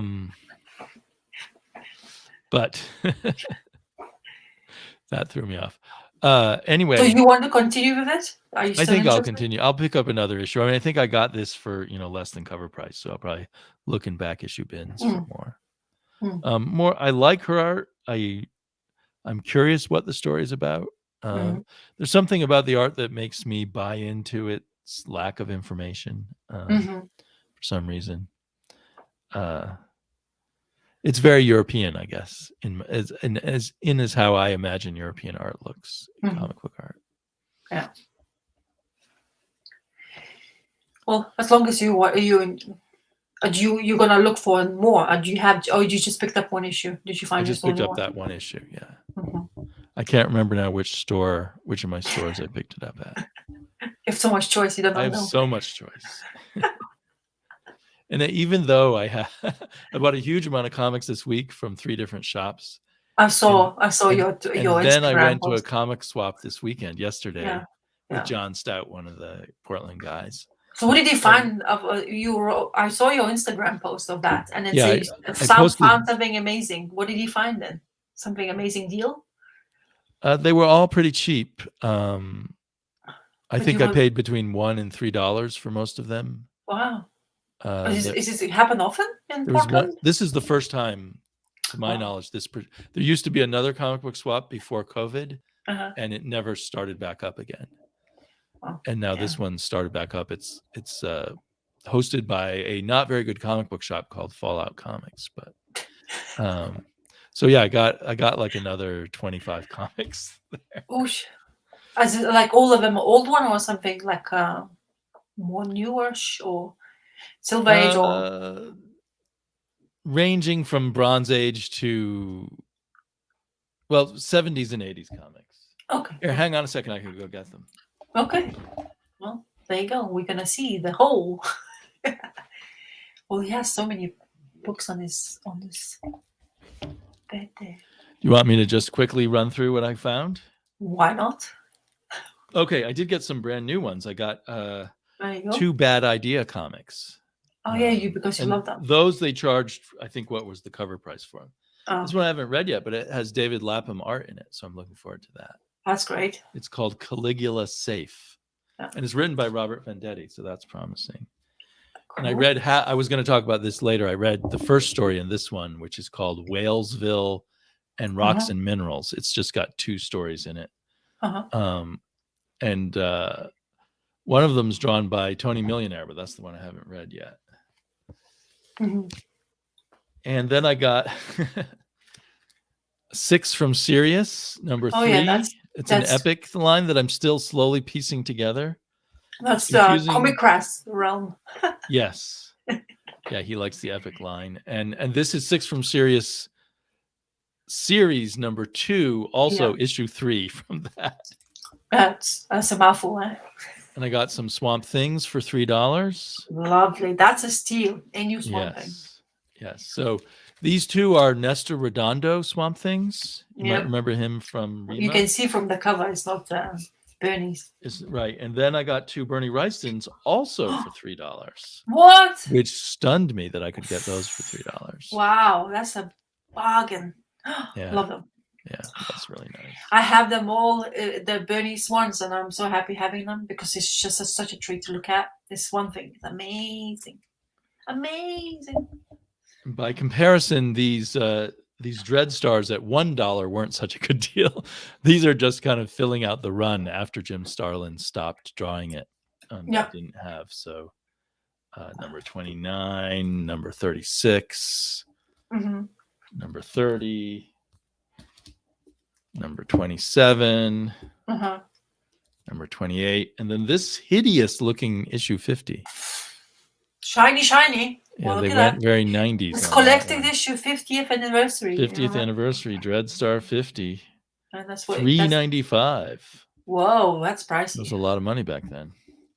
But I paid $1, so I got it. And this was a double dip. It's just a favorite Captain America issue because I think it was one that I read as a kid, so I'm nostalgic for it. Nice. It's Captain America and the Falcon, number 157. Dread Star Dread book. Another epic one that I'm slowly collecting all the issues. I think it's a 6-issue series, and now I've got issues 5 and issue 3, and I already owned issue 1. So that's cool. A Warlord that I didn't already have. Warlord number 37. I grabbed these Arax thinking I didn't have them, but it turned out I did have them. Oh no. Arak is one, like Warlord, Arak you can always get cheaply. Nice. So I love that Arak cover. It's by Ernie Colin. Maybe you should send it to Comic Crack. He's probably, does he have it or not? I could ask him. I saw on Twitter, he read 1 or 2 issues and he said he liked the art, but he wasn't that taken by the story. Oh, yes. Now this one I made a bit of a mistake on. I thought it's 80-page giant Secret Origins. I thought it was the 1960s or 1970s one that reprints 1950s stories. But apparently it's a reprint from the 80s of the reprint from the... Anyway, so I paid $5 for that. That was so reprint of the reprint, huh? Reprint of the reprint, yeah. A Son of Satan that I didn't already have. That's great. A Skull the Slayer I didn't already have. Oh, look at you getting all those Iraq skulls, Slayers, Warlocks. Shanna the She-Devil. Well, that's good. That's a good one. Me and my daughter joke about these 70 comics where any female is a she something. Yeah. But number 1 issue of this one is actually very pricey. Is it? Oh, okay. I just like this cover. I think it's a John Romita cover. Because Sheena is supposed to be appearing somewhere. Oh, really? Oh, okay. I think I have the number 1 already. Yeah. It's one of those, like they presume the character's going to come out because of that, and then it goes skyrockets in price. And I got a very good price on this Fantastic Four 95. However, I didn't check my CLZ. I was sure I didn't have this issue, but I did. So now I have 2 copies of that. I can send you a postage money if you want to send it to me, comic, because I actually really enjoy those Fantastic Four. And an issue of the Avengers, which I read as a kid, but it's no longer in my collection. Ooh, this only costs $1, but it's very beat up, so I'm a bit sad about that. But that's fine as long as you get nice, rich booklet. It's intact. But that's what you need one. Oh, I need that one. Look at him. We're already bidding for it, right? Well, we'll have to make a list of everything I should bring over when I visit England again. Oh, poof, I don't think you're gonna have enough space in that luggage if you're gonna do that. Trunk of comics. I think your wife will say, like, what? Where's your clothes? Don't worry about it. Comics is like, I'm dragging comics with me instead. Yeah. Do you have another comic you want to talk about? Yeah. I can. I mean, I received all like this end of the month, because the month ends tomorrow on Monday, so I received them this Sunday. So, oh yeah. So I was talking about Rick Remender. Like, look at me. I'm going to talk about Rick Remender and another great creator. There's like, there's a couple of only left of them. So Deadly Class number 51, A Fun Farewell Part 3. It's not the final issue? No. There's more. I really don't know when it's going to end, but I'm okay with that. Because this one is a story. So we had Saya's story for a couple of them. This one we have a story of Marie, so another love life of Marcos. And then, of course, another recommended star artist selection is Wes Craig. What a champ of the artist! Like, I keep on saying that. Oh yeah, probably whatever. As I say, I don't really mind whatever it's getting into a which end of the class it is, but he is a stupendous. If you want to make my size, my screen bigger, I can show the. Distracted by comments. No worries. I really Lee Lurich is colorist. And I really like he's a very good colorist. Yeah, exactly. And it's like almost like 007 scenes happening in here. A lot of action in this one. So it's in Mexico, and apparently Marie, one of the Deadly Class students, who he of course had an affair with as well. Not affair, but they were girlfriend and boyfriend. Right. She hires him to murder her squeeze, who she married in order to basically took over the clan, because of the like she was part of the clan of the everybody's part of somebody. So he's assassin, and now we're jumping from 2002. Now I think we're jumping into 2005 now. So really, the timeline is getting itching more and more into the 2000s now. Because don't forget, the Deadly Class started in 1985 or 7, the year. So we're jumping quite through in it. But the one thing is in here, so he's murdering everybody because, of course, he goes into a place of, like where you shouldn't go by yourself, really. But because he's an assassin and he's such a good killer, he's going by himself. And the murder scene's happening, but the one thing is going on here. He is hearing voices, which is not very good thing. So he's a teacher, the guy who actually was in charge of that the school where he's went. He's hearing his voices, so he's basically, while killing them, he is basically having conversation in his own head about him. So this is the guy who he's murdering, because he's getting to be killed because he's going out with this chick who is his slut, like what the Murray calls her. And then the way he gets murdered, I really like this panel here. Oh my god, I can't even do it anymore. There you go, this one. The shock, the sheer shock of the face, like when he gets like popped. It's just like really quite great. But that's the beauty of the another great artist. Rick Remender is able to get and do that so many issues, and the going series for 50 issues and continuously going stronger and stronger. It's really good. It's full of action scenes, great paneling, great scenes of like jumping off. The coloring is stupendous. And then while he's jumping off, his brain is basically that the teacher is commenting on that, and it's such a beautiful way of like telling the story. It just works really so well. And then the sploosh of the sound when it drops on the floor, and it's just such a beautiful way. And then scenes like that, that's the beauty of this creator when he, so he starts with the big panels at the top, And you just continue reading like a clockwise. Of course, there's a spread of the page, and of course, if you have it in trade, it's such a horrible thing because got a loss of the trades are bad. So if you can get it, of course, in the hardcover, it will be a bigger treat. But it's so beautifully done, and then those little panels, and each those little panels has a, like action and story completely going on, and it's beautifully done. And the whole color scheme there is very cool too, matching the change in the panels. Exactly, that's what I'm saying about LahRasa as well. All the scenes, and she has this what is it, the fan, like what do you call them, the fan? Like when you fan yourself. I don't know what's called. It's just a fan. There's no those like the hand fan. Yeah, like like I don't know, but there's a name to them. But anyway, it doesn't matter. Oh, I don't know. So she in there she has knives. Just like that's why she's famous for being in the way, like Mexican killer kind of thing. So anyway, so beautiful story once again, and I wanted to the next issue gonna come out. It has a really nice panel, like the front, like really not panel, but it's a front page. Basically, we both get really injured because of like two of them gets to fight all of them.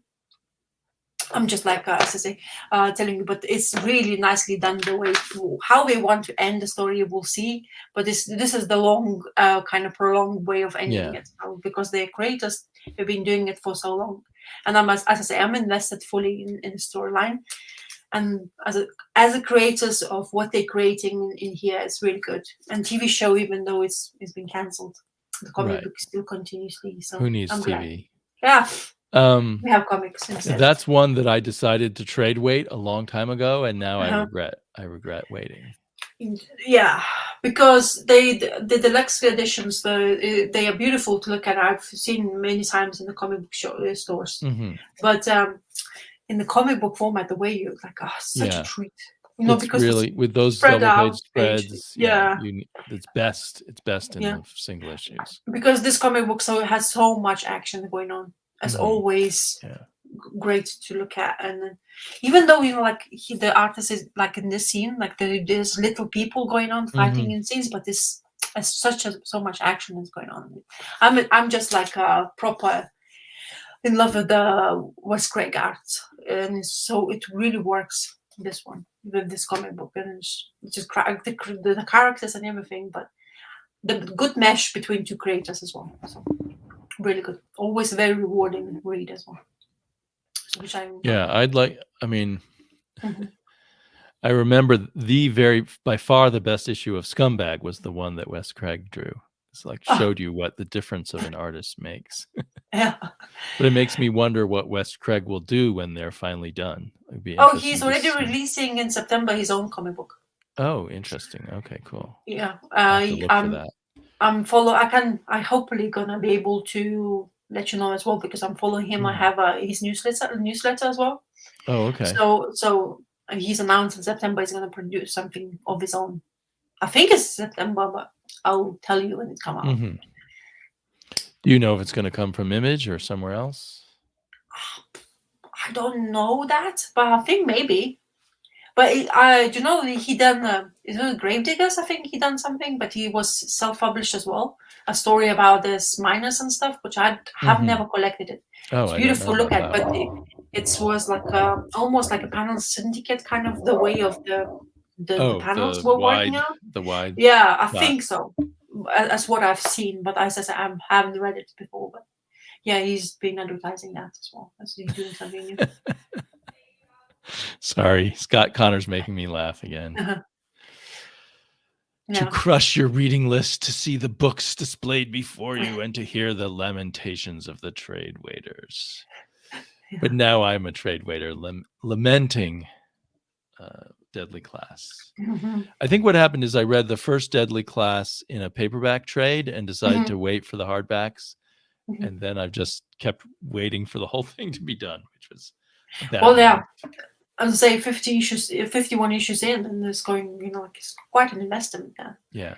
But then when I got into this world, and I think TV show announced, and they had a little bit of a break, because in that time, I think lots of people would it was like a theme for creators to have a break between the issues. So we took quite a bit of a break, and then they came out with it, and then TV show came out. I was like, whatever, I want comic book, give me the comic book. And I just love it. I just like one of ones when you invest in something and you continuously having the same kind of comic book, you want to just continue right to the end. So fully enjoyable. Well, I thought I'd maybe quickly talk about or show two comics I've read. There's this Godzilla-like one called King Ghidorah, which is a silent comic, no dialogue. And then the first story in this, Whalesville. I love that cover. So let's do my fancy camera again. Yeah.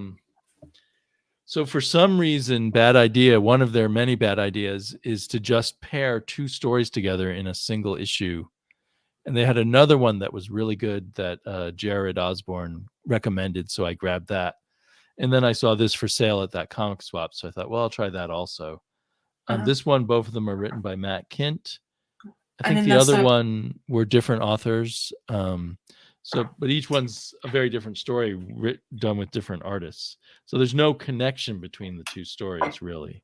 But the story that I read, the first story, which is drawn by Adam Polina and has Matt Hollingsworth color, is like a quirky children's story about a lobster, a fish that for some reason lives in this baggie and rolls around on a roller skate, and a seagull and some sort of seahorse-like character. They all live inside a whale, and they don't know that they're inside a whale. They just think this is the world. And then a boy gets washed up inside the whale, and you can see it looks like kind of children's book illustrations. Yeah. And he sort of tells them, that there's this world outside, that they live inside a world, and there's another world outside. And he tries to convince them to come outside with him. And that's pretty much the whole story. It's really cool illustration. It's funny. It looks different, though. Maybe the coloring is different style than on the cover. I really enjoyed like stylized waves and things like that. But it definitely I could see this as a children's picture book. I didn't see, it was a surprise to me to get this from Bad Idea. I mean, in the context with this quirky art, at first I was thinking in terms of underground comics, but really it was more in terms of, some of those children's picture books have quite stylized, quirky art. And so, yeah, I feel in a way like I wanted to read it with my daughter. Maybe she'll like it, but I think she's too old for it, sort of.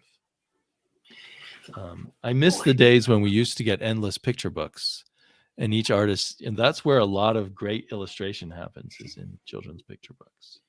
Yeah. So that was that. And I haven't yet read the other story, which is drawn by Tony Millionaire and seems to just be about these rocks and gems that are alive.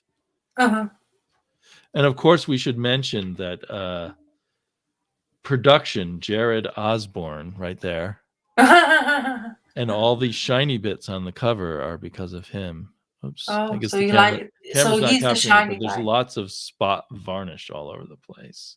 Like all these waves are varnished. And that's Jared's doing, I believe. There's a name to those waves, yeah? Is there a name for that style of... Yes, it looks like Japanese. In Japanese, there's this used everywhere now. And everywhere you can see, it's like famous, like the picture or drawing. Right. Is it named after the artist who initiated it? That style? But that's the thing. I'm blanking the name of the There's of a the really waves. Famous Japanese artist who did that kind of stuff. Yeah. So, and then kind of fun and kind of in an underground art style, I guess, is this just one shot from Scout Comics. It's all by this guy, Marco Fontanelli. King Ghidorah, Hungry Like a Monster. And it's about a very portly Godzilla-like character who just wants to eat some pizza. And he going around the city. Look, there's the only words, pizza. Well, because it's an Italian artist, so what do you expect? Pizza is an Maybe. important part of life, you know? It's an important part of life here too, but yes. I guess it's an Italian artist. So, and I love like the color choices, and it's very visually playful and very cool. Yeah. And you know, the humans look like that. That's what makes me think of kind of an underground comic. And then he's spitting out acid or whatever it is and destroying large parts of the city. Kaboom. I guess here he's saying that he wants pizza. Yeah. So anyway, it's just fun. It's a really quick read because there's no words. That's really good colors, eh? Whoosh. Yeah. Love it.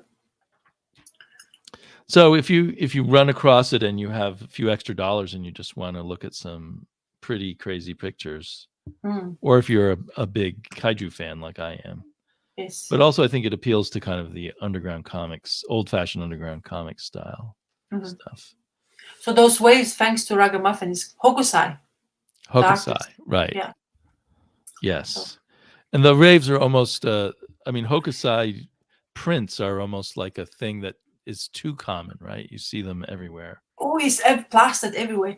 Decorated. I didn't know that your thing is wearing underwear as well with a belt. Yeah, he's wearing a bit of a speedo or tidy whities. Yeah, it's funny. And they make a giant pizza for him. Oh, and he's in heaven like drugs. Yeah. Oh, lovely. Anyway, so it's just really fun visually. It's really nice. It's a stunningly visual, and it's very complicated as well. Like lots of things happen. It's cross catching. Wonder if they've done it in pen. And this is Scott. This is actually about Scott Connor. Oh, there you go. Wandering the city in his underwear, looking for more pizza. I always want. I want to convince my husband to get a portable pizza oven. Talking about pizzas. I guess those have become much more affordable lately. I see them for sale a lot. Well, it's like if you like your pizzas, it's nice to have your freshly done pizza in the actual oven.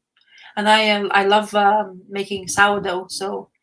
Cool! You can make the crust, and that's really good. Yeah, I'm not buying bread anymore, so I'm those breadies kind of thing. Like it became kind of thing, but it's honestly really nice to actually feed your own child with the whatever you actually bake. So it's really good. It's fascinating, and you can make pizzas as well, so which is delicious, and it gives you a different flavor to the pizza itself. Andrew Lopez says, "I don't understand why some artists write action words for mundane things like smile. I think that's ironic, right? Yeah, I assume. Yeah, smokiness. And maybe a reference to in old comics where when someone was sad, they would say choke. Yeah, I do. Yeah. But I can see why you would think it was weird, Andrew. Anyway, I, who normally don't like grossness, do like this kind of old school, silly grossness. Yeah. It looks great. I think the colors really works all day. Yeah. I think Terrence definitely would enjoy this. I wonder if this did originally come out in Italy and if there's more work by this artist, Marco Fortunelli, because I definitely dig it. Are you still enjoying Kaiju Max? You know, I am not. Whoa! Boom. I still love the first 4 volumes. But he had decided at some point he was going to do 6 seasons, as he calls them. Yeah. Like long ago, he decided that. And I think he should have stopped with 4. Oh, really? I think it's Mars Attacks levels of bodies. If this guy could draw some issues of Mars Attacks, that would be awesome. Yeah. They probably don't pay enough for an artist to spend that much time on it. What were we saying? Oh, Kaiju Max. Yeah, it's... Yeah. I think... because he kept having to go to the next level, it's gotten so complicated now that I can't keep track of it, and I just find it boring because I'm not quite sure what's going on anymore. There's so many levels of reality now. It's not just monsters on Earth. There's some kind of cosmic virtual legal system going on, and other things in different universes and stuff, and it's the curse of the multiverse, I suppose. Ruins a lot of comics. Is it Gerald Osborne as well was picking up Kaiju Max, isn't he? Yeah, I assume he still is. I mean, it's not awful, but I just feel a bit bored with it because I can't keep track of everything anymore. Yeah. But it's good to see that he's managing so many seasons to produce anyway. So yeah, it's still great art. In fact, I think the art and color got better, continued to get better. It's just for me the writing lost something. I read the first volume. I haven't trade. I got it because of you, and I really enjoyed the first trade because I really liked the way the dynamics of those kaiju's and all that stuff. Like it was the Prison Island. I think it's the first one, isn't it? Yes, Kaiju Max, like a maximum prison, is the island. Yeah, kind of a play on the Monster Island thing in the movies. Yeah, and then the dynamic of the and then in the second volume, one of the characters in the first volume is out on parole. So you get to see what monsters on parole, what their lifestyle's like. And he's searching for his son and daughter, and it's kind of a sad story, but I thought the second season was actually pretty brilliant. I can't remember if it's the third or fourth season. One of them then takes place. Turns out there's a separate island for female monsters, which is ridiculous because I never knew what sex they were in the first place. That's a good way to segment, isn't it? Like you always have the way of that surprise. But Scott Connor saying that Sander posted just the other day that he finished the last issue of Kaiju Max. So. Yes, I saw that. Yeah, and I think I've just read the fourth issue, so I think there's only 2 more issues to be hit the print. Wow. So I super admire Xander Cannon's work on Kaiju Max, and I highly recommend the first 4 volumes. And maybe it's just me, maybe I just could only go so long, and maybe other people will like all 6 volumes. I loved the first volume, so I can recommend that one for sure because I read it. So I would say at least read the next volume because I remember loving that one a lot too. I wonder if you could see it in library. Do you think you? Yeah, I think so. I would think so. And he released these giant size hardbacks. Maybe the library got that, which would have 2 volumes in each hardback. I didn't even know it came in the hardbacks. Yeah, it's called. I think it's called Kaiju Max or something. And it's huge, cool. and the art and color look even better in those volumes. So I double dipped and got those. Now the question is whether I want to double dip to get the final hardback volume, even though I don't like that one material as much, but to be a completist and have all the hardbacks. Fantastic. So did you read? I bet you did because you read the issue. Yes, I did read that one. Yeah. So the crossover, the 2 of 2. And then quite a chunky read, to be honest. Not like the beginning page, like the first time I've seen experiencing his speech bubbles in such a first couple of pages. But I really like the scenes he's speaking them, as always. Like the big fan of that, like small, like really tiny, the shot of the back, and then it's like going through that road. It's not as creepy as the first one was, though. Right. It felt like it was very surprising, especially with this. So, what do you? Is he a rabbit or is he what? I don't know what he is. Fox? Or is he a cat? Well, that's the thing. I don't know. Because of those pointy ears. But did you see in one of the reprint issues he appeared and he had a fight with Usagi, and he was insane and he thought the gods were telling him to kill everyone. And I just can't remember how that resolved. I need to go back and find that issue. Yeah. So that was the hardest thing about reading this issue is I felt like I was supposed to know more about that character. What's his name? Rai or not Rai? Yeah. Yeah. Wait. It's gonna say he's at the back. Jay. Yeah. And I couldn't remember enough about the one time I read about Jay before. Yeah, but I really, as I say, this it's still got like. As always, got like great continuation, and then how freaked out that cousin of his was, and then like they go in the pathway to find those mercenaries, and then they come into, of course, and then that's the thing. I was showing.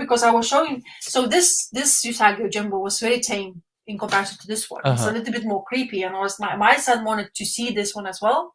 Right, but it's more horrific. Yeah, and then so he get this lizard, wherever that dino lizard, whatever they are. He goes and he loved this scene. I was like, oh my god, am I showing the right panels? Bloodthirsty kid. But anyway, it's like we all get upset when animals get killed. They kill. Well, of course, they're all animals too. Which is confusing. He just noticed it because it's on the stick. I think it's the whole point stick thingies, you know, like with the voice and stick. But I got upset by that. I got very upset when he killed that lizard creature. Yeah, it's like it's food for him, apparently dinner, like they call it. And then, but this girl, I think she's more freaky because she doesn't look like, as well, a little bit not great in her head as well, like what, uncle or dad? Is it dad or uncle? Anyway, uncle, so I think uncle, yeah. So anyway, but yeah, they get into this the mercenaries who they're after. They come again. They're trying to kill them, and then all this like expressions in each animal characters, and I think it's kind of I just love it, and it's continued to be quite great. And then like always, Usagi Jimbo comes in. It's like, yeah, I'm gonna go after you. It's like, ha ha ha, you only one, whatever you are, blah blah blah, and then of course, because he's Usagi and he is like really good at it, and even though he was surrounded, he was still going really well until this cousin of his came finally in his help, and they still managed to do it. But I really enjoying it. I really love the addition of the cousin character. I hope he sticks around for a while. Me too, because it gives you that a little bit of dynamic of them, just like you know, like he's not only alone, like Ronin by himself. And you appreciate the fact that Usagi actually is an older, more experienced warrior. Yeah, it's just not something I normally think about, but that contrast between the two of them, I think, brings out something in his character. Yeah. I also felt, I mean, it's very, very subtle, but I feel like in these two issues, even though I already love the Usagi art, there's an improvement somehow. Like it's just slightly more fluid, or I wondered even if Stan Sakai was trying out a different pen or brush or something. It just seemed to be a flow to it that I thought was slightly new, but I'm not sure. And there's what I really like about Usagi anyway, there's always underlying message at the end. So no matter how evil you are, there's always consequences, and I love that. Yeah. So no matter what kind of path you'll take, there's always these people waiting for you. Right. It's like, and he's like, oh my God, I'm in trouble. It's beautiful. So yeah. I'm glad. I'm really glad that I started collecting them in singles, because it's such a treat. Honestly, it's such a good way of escapism for me. And I like the comic books. Sometimes you really need something, and this is really helps. And it's such a, especially now that I guess I've even more noticed it because my son so noticed this as well. So, and I think it's just gonna make me want to go, like, continue getting this, because it's just it seems to be, hopefully I'll be able to pass that on. Did you get the Wanderer's Road series, the reprint series? Yeah. I thought that Jay was in that, but maybe he was in the one before that. I don't know. I don't know if I have it here. No, I don't have that here. I need to. There's always new Usagi to read, but I also feel like maybe it's time to start rereading some of the ones I've already gotten. Yeah. Because there's a lot. I've now taken in, with two Usagi stories a month. I've taken in a lot of Usagi in the last 2 years. That's the thing I'm getting. I was so I was debating in myself, because I tend to really cull the policies, which is tiny comparison to anybody, to be honest. To crazy people like me, anyway. Yeah, whatever. It's. I got 16 or 17 books on my pull this week. Yeah, that's a lot for me. Anyway, but I was like, so should I get those? But I really like them. So it has a different kind of twist for me. So this is kind of one story, and I kind of really enjoyed having two of them. So when I read them next to each other, it's just a good dynamic for me. So I'm thoroughly enjoying this. Well, I'm glad you're getting those. No, I am. I actually, I always heard people saying, "Don't worry about the numbers, blah blah blah." But as I said to you, I got that one right on the first story, because it's great what Usagi does on an ongoing series. Is that he always writes Right. You always know what you're Yeah. getting into. Yeah, exactly. So you always, so if you are in a comic book shop and you're kind of wondering about Usagi Jumbo, just look at the end, especially of this IW series. It'll tell you what's the story and how many issues it's gonna go for, which is great. I think it's the right way to do it anyway. So Yeah. Yeah. Yeah. No, it's more honest. Yeah. With Dark Horse, it's like you always guess. It's like, what? Which issue? Which volume? Who is in characters? Yeah, I'm getting really pissed at Dark Horse that, things will just continue a year later and they just say, oh, this is Yeah, they really not great Manor with that. Black #1, but it's not really. Yeah. It's Manor Black #5, and they don't tell you that in any Yeah. way. That's the one part of I never enjoyed Dark Horse. I've been rereading My Bad with my daughter. Ooh. She's very interested in spoofs on superheroes because she's, well versed in the Stan Lee and DC worlds. The Stan Lee Marvel and the old DC. And this is funnier read out loud, which is, I guess, not surprising. A lot of funny things are funny. It wouldn't be good with your son because it's a lot of slow burn kind of stuff. Oh yeah. My son is action now. Yeah. But I still most nights read a story out loud with my daughter before bedtime, and so we've been doing My Bad. I'm glad. I mean, your daughter is what, 13? She's 13, yeah. So I imagine a lot of dads don't get to do that anymore at that age, but yeah, lucky. So yeah, I'm sort of recommending My Bad all over again. It's kind of a slow burn. The jokes kind of slowly build up, and the ridiculousness of the characters slowly builds up. You even after 2 issues, like rereading them, you start to realize this guy Chandelier probably doesn't solve any crimes at all because he's a Batman. Yes, he's the Batman character, and it's all about maybe his ego and his fantasy. And he's just bored because he has so much money. It's so ridiculous that his name is Chandelier. This is the character named Man Boy. Oh, of course. Or no, Man Child. Man Child, yeah. And Man Child and Chandelier used to be best friends until they got into an argument over record collecting. Because the Chandelier, the guy who's the Chandelier, said he had a complete collection of records by UFO, I think it was. But Man Boy says you don't have a complete collection unless you have all the live albums. And they just couldn't agree over that. So they got into a fight, and that ended their relationship, their friendship. But then the Chandelier brings Man-Child back and says, I want to be friends again, and I have a present for you. But it's actually a present that was sent to the Chandelier by a supervillain. Oh, lovely. And he looks like a Green Arrow, but in the tiny, right. He has the goatee and the blonde hair. But then he hulks out, and that's why he wears the giant clothes. So unlike the Hulk, his clothes don't rip when he hulks out because he's got the big clothes on.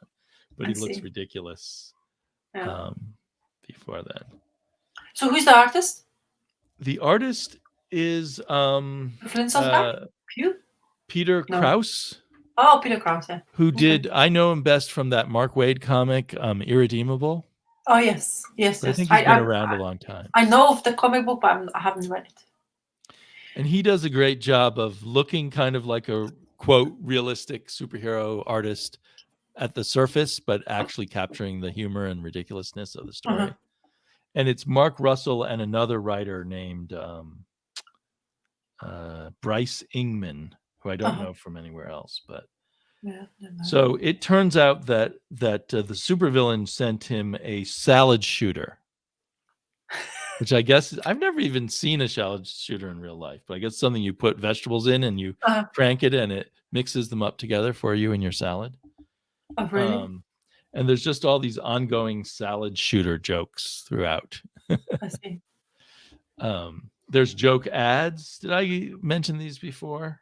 I think so. Yes, you did. Yeah, they're really hilarious. And so it just all, as you build up all these pieces, and especially, like I said, reading it again and reading it out loud, it just becomes super, super funny. Okay, cool.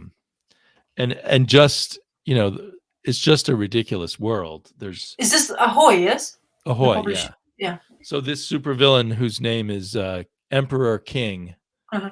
is just a trust fund kid who wants to be a supervillain. Of course. So there's a scene, I think it's in the second issue, where he's like having dinner with his lawyer, who's an attractive woman, or he's invited her to have the legal meeting at a fancy restaurant. He keeps saying, well, why don't you order something? He wants the people to think he has a date with an attractive woman. And the lawyer doesn't want people to think that. Yeah. And then the superhero comes along and makes fun of him at the restaurant.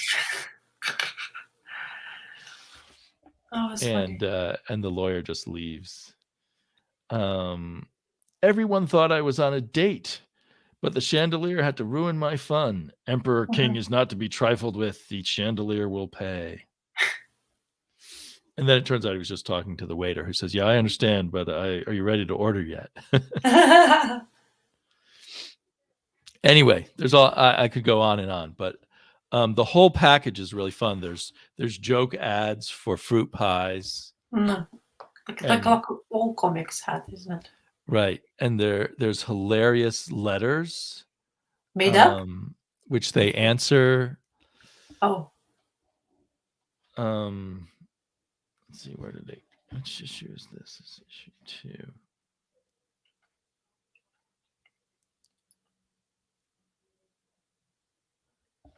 Oh wait, no, this is separate. This is Ask the Accelerator. This is not the letters page.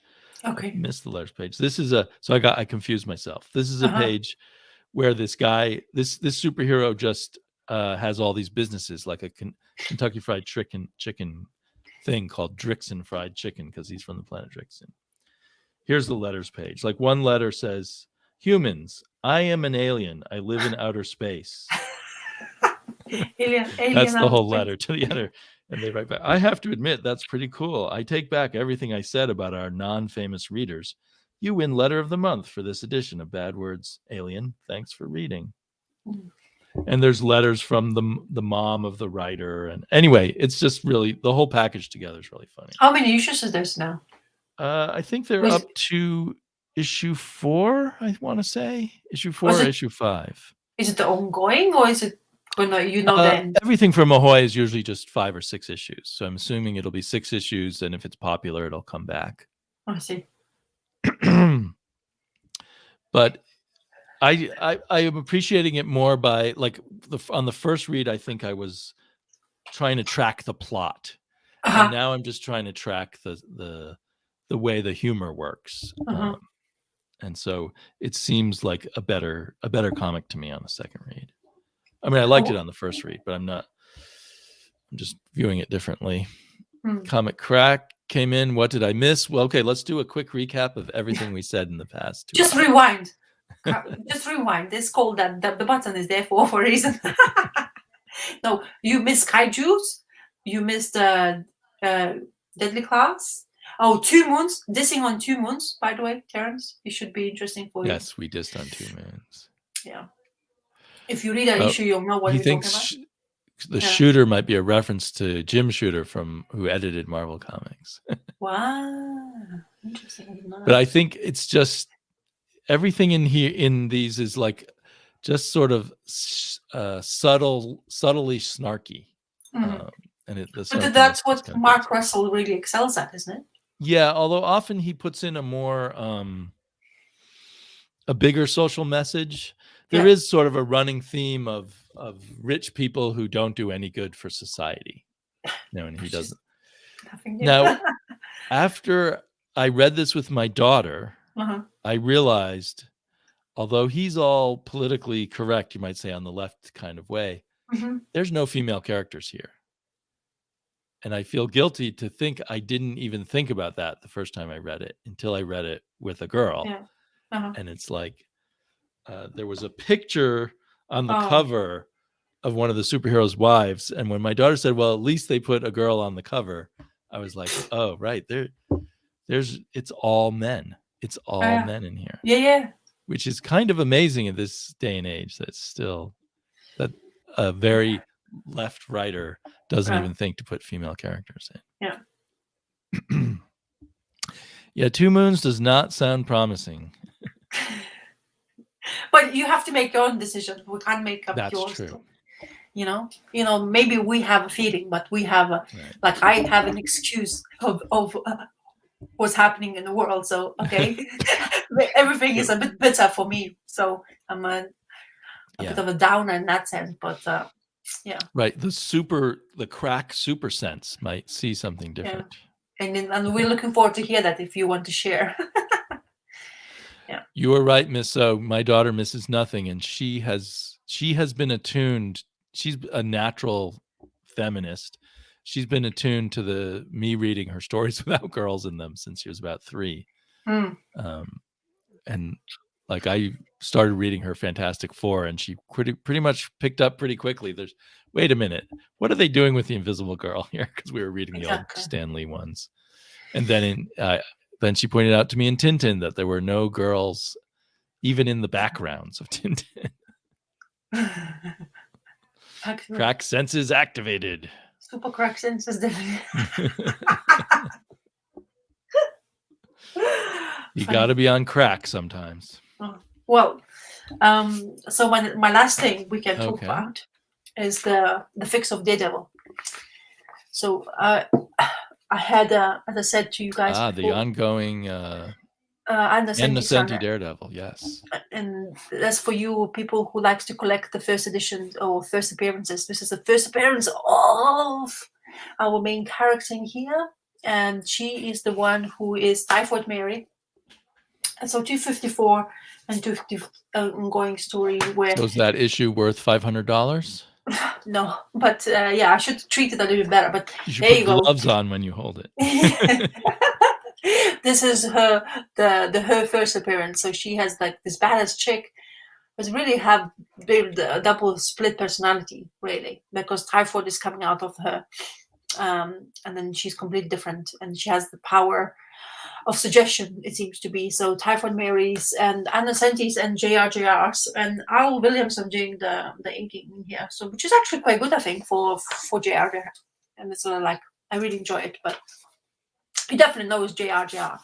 So this guy, so Kingpin basically gets to, like I said to you before, the Kingpin gets involved with Typhoid Mary because, of course, he wants Matt Murdock to be taken out. That the thorn in his whatever eye or thigh or ass, whatever you wanted to take it for, he wants him out. And then the only last way to basically completely Matt Murdock to be out of the picture is to with love. And then Typhoid, he has great basically way of dealing with that. And then she goes into Psyche, and then gets into the point of that's not great panels of that. Nice. The great way of suggestion and stuff like that. So even Daredevil. So when they meet, I think it's in this issue. I think. Let me see. No, I think they have met. I'm sorry, I'm getting a little bit lost in my own thing. So the way Typhoid gets to meet Daredevil, I can't find it now. Oh my god, what's going on with me? I'm sorry. But anyway, oh yeah. So basically, the way they meet in the hospital. So the whole story going on here is because of the boy who jumps into the water to save his boat. He gets blinded by. So this is the boy. Mm-hmm. And Matt Murdock is basically feeling for it because it's kind of the same. This happened to him in a way. Right. Accident spill on his eyes.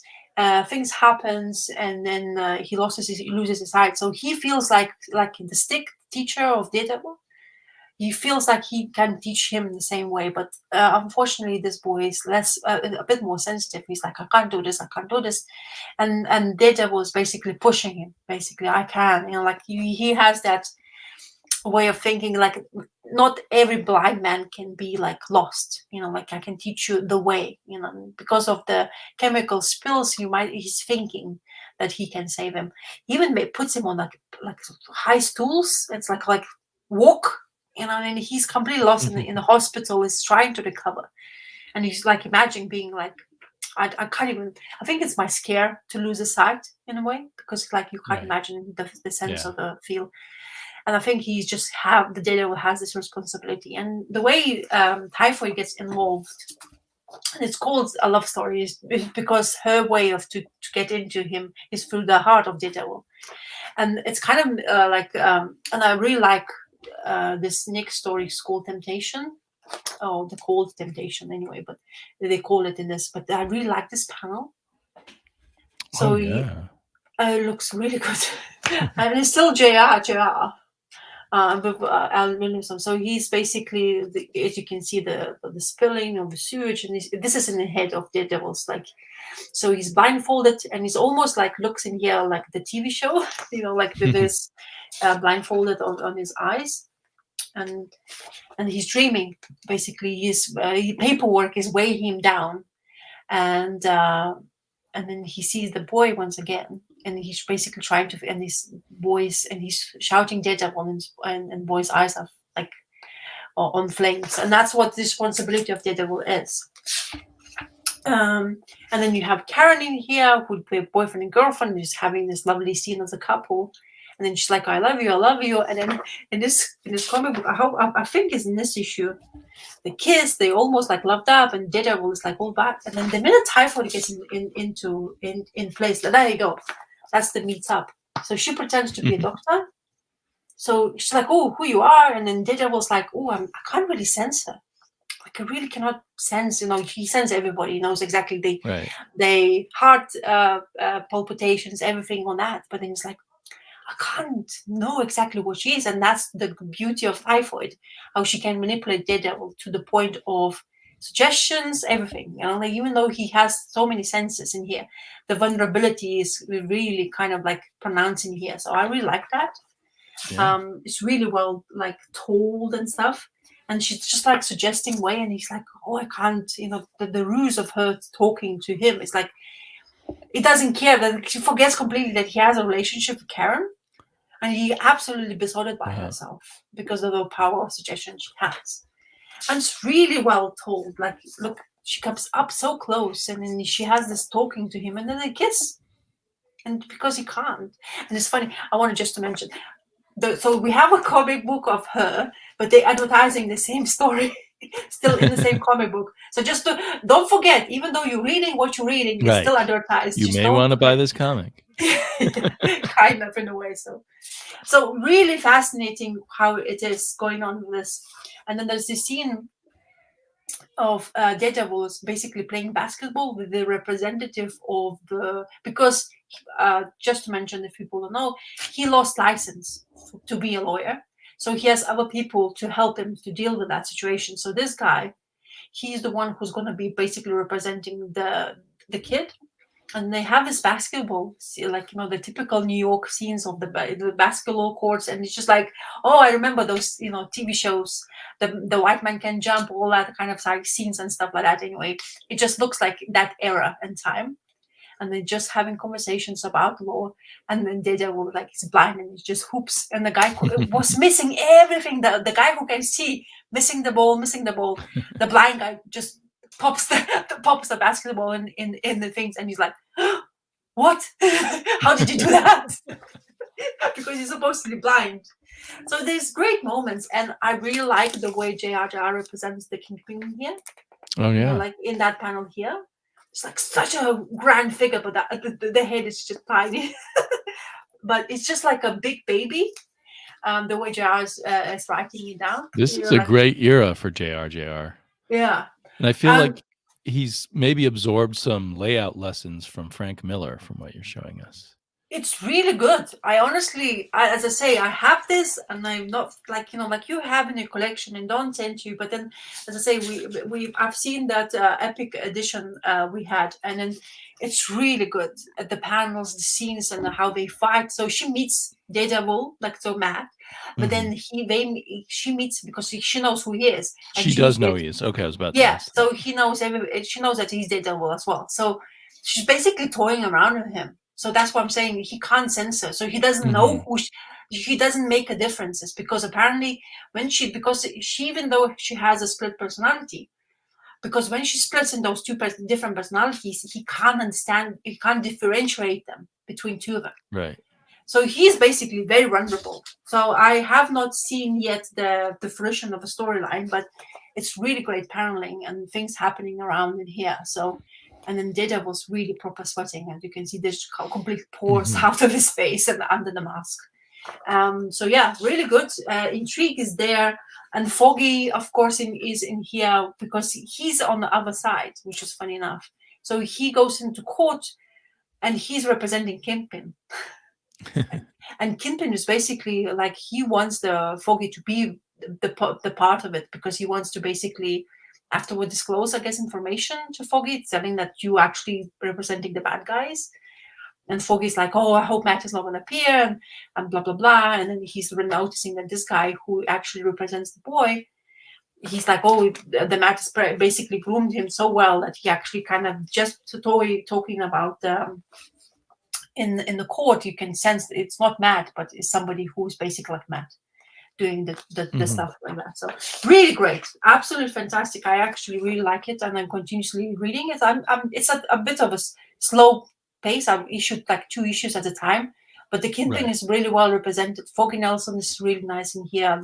The Innocenti takes those characters to a vulnerable side of your general thing, what they're really good at, like the characters themselves, like lawyers or Daredevil being who he is. Right. But it's just the sensibility of humanity is really well represented in here. So I really like that. Really good.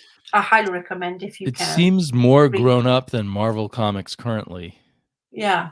It's really, it's not your atypical now, definitely not your atypical superhero. So Innocent, no wonder people who likes Innocent's run, talking about it, is really good. The way they were showing her on TV show, the Typhoid Mary, she is much more scary in here. She is really well, like, you never know. She's like I don't know if I want to say that, but like a Joker, kind of thing. Like unpredictably. I don't want to compare that, but it's like she's really like those two sides of her, like Jekyll and Hyde for sure. So yeah, really good Daredevil. Honestly, if you a fan of Daredevil, this is great to read. It's even more sense of like, at the end of the day, it's female perspective of Daredevil.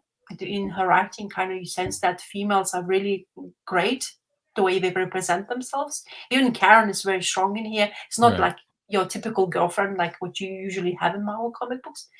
And she's very like supportive of Daredevil as well, and she's like a strong point of him. So because he's on the weak side, because of the Kingpin is doing everything he can to put Daredevil into nothing, so he doesn't exist anymore. So anyway, so yeah, really good, fantastic stuff to read, and I'm really enjoying it. So I'm gonna continue as far as I can, and hopefully maybe I'll pick up some other ones I'm missing, because so far Innocent is doing a really good job with Daredevil. Right. And I only read it like 4 issues maybe now, and I'm already sold. Yeah, it seems like each issue is pretty meaty, so it gives you a lot to talk about. Yeah. And this is like really good chunk of how, as I say, how Matt, like how Daredevil himself, he's really struggling with that boy, and he really wants to help, and he's pushing too much, and the boy is just shying away from him. It's like, okay, don't push me. I don't want this. I'm like, I don't want you to be forced to be into whatever. And he still thinks that he can help him. So, and then Typhoid's taking him to his like feelings, and also his side of the helper side, like, because she's there in the hospital with a child, and like, oh yeah, I can make him like understand that you can actually find the site, and she's promising things what like what Matt wants, like what Daredevil really wants to hear. So really fantastic. It's funny that Nocenti kind of just went away after a while. I don't know, and then she came back. Yeah, like 5 or 6 years ago during the New 52. Yeah. At DC, but it didn't click then for whatever reason. Her writing didn't click from what I read of it. Yeah. But I think I have a bunch of these Nocenti issues in my back issue boxes that I've been trying to sort through lately. So if you're gonna go, just pick one. What I already have. Yeah, just pick one and see how the sense of writing. I think because the first 2 issues I read was okay. It wasn't like like you just taking a sense of the writer, how she wants to portray things. But now the Typhoid Mary, it seems really good. She knows exactly where she wants to tell a story, how to take the Daredevil to the point. Kingpin is really strong in here. As I say, it looks like a baby the way JR is drawing it, but DC has tantrums. Kingpin is not happy. Like a child. I want this present. I want this, like the building, the area, whatever. I want to do it, and he's in my way, like a chessboard. I want to throw that away, and it's really well represented in that sense. So, did you have one where Barry Windsor Smith was drawing it? What? I didn't know he did Daredevil with her. I didn't know either. Wow. Now I got to look for that. Baffled. Yeah. Because I have. It's weird how there's these little bits of Barry Windsor Smith just sort of buried throughout the 80s Marvel comics. Well, if it did that, wow, really? Maybe she went off to be a missionary, huh? That's interesting. Maybe. Yeah, I'm gonna have to explore what I've got. And we got the issue number, issue 236. What issue were you looking at there? I am 250s. 250s. Okay, so it was earlier on in Innocenti's run. Oh, now where's my CLZ app? Really, because I am fan. I am huge of the Barry Windsor Smith. Yeah, we will all like Barry Windsor. So very much so. And there's so few comics by him. Any comic by him seems like a treasure. Well, I have it. Give me a second. Now I need to see you have it in your CLZ app. Well, I bet it's not going to be in my bloody box. Well, while she's looking in her box, I'll just say that I really enjoyed issue 4 of Orphan and the Five Beasts by James Stokoe. And I just wish he would vary up the color. It's so orange. But the other weird thing is, I think this is the end of the run. But they don't admit it. They don't tell you. So they're going to finish the story later, I guess, in another run. Oh, there you go. Let me make you big, and you can show us what you find.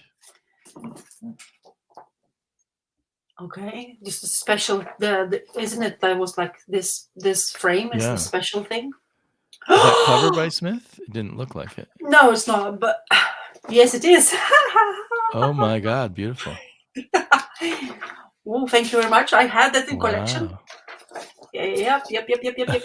Oh man, that looks good. I wonder who did the coloring. Did he do the coloring? Wait, we don't have anything yet on the first page. Wait, no, nothing to say yet. No credit. Maybe it's credits at the back or something. Maybe. Oh, there you go. So that one there. So it's Anna Senti, Barry Windsor Smith inker, and Wycheck. I don't know. This doesn't say in the name, but it says Windsor Smith and Wycheck. Okay, Wycheck. Bob Wycheck is a well-known Marvel inker. So maybe they both worked on it in the inking stage. Yes, I'm reading this next. Yes, thank you. You made my day now, even though I was so upset. That was fantastic information. Thanks, Ray. Yeah, this is the Rick. Sorry, Rick Ray. Yeah, this is one of the. Oh, look at the data. Wow. Oh, so good. Comic Crackers is still there. You hope you get it. You have this in your collection. I bet he does, because he said he's almost finished the run anyway. So, yes, people, if you are a fan of Windsor, I'm gonna have to see if I have that issue, because looking at the cover, you don't realize you have a Barry Smith. Yeah, that's the thing. Book. Nice. Looks good. Makes me go like really. Oh, look at that panel. Yeah. Why should we give you a paycheck? Why a check? Scott Connor can find the pun in anything. I know. It's like it's a superpower. Yeah. Very good. Thank you for that. I'm spoiling it a little bit by looking at it, but I can't stop because it's Windsor's art. Oh, lovely. So great panels. Zesty says she might not have been particularly religious, just traveling and do some work. So maybe it was more like Peace Corps type of stuff, maybe. Yeah. Very good. Well, thank you. That's the last page. So yeah, I have it. So yeah. Well, that might be the happy ending to our show, finding out you have a Barry Windsor Smith book you never knew you had. Bloody hell. Thank you very much. Yeah, definitely gonna give me a... Scott thinks he has a better power than crack vision. Oh, there you go. Crack vision. Maybe you should... a very good name to have as a channel name, Crack Vision. To my knowledge, Barry Smith did one issue of Doctor Strange. It is beautifully drawn. It's a very weird issue. I think he plotted it, and then Stan Lee did the script. Yeah. It's funny. Barry Windsor Smith in here, huh? This guy. Mm-hmm. He looks like Hellblazer. Oh, you're right. Because the trench coat he's wearing. Huh. Very much so. But anyway, this is not that, but it's just the way it looks. In some alternate universe, Barry Smith stayed on Daredevil with Ann Nocenti. Yeah. Very good. I mean, you see, I have in my own collection, and I don't know what it's inside. Even stupid, you see, even CLZ app says that it's Barry Windsor Smith in here. So you would think I would look that clearly, but it doesn't. It doesn't. Not going to show on the screen anyway. But yeah, next, hopefully Sunday, I will report to you what I find. That'll be great. So tune back here and find out how Barry Windsor Smith and Ann Nocenti work together. Yeah, with a little help from Bob Wyachek. Yes, who's still looking for his paycheck.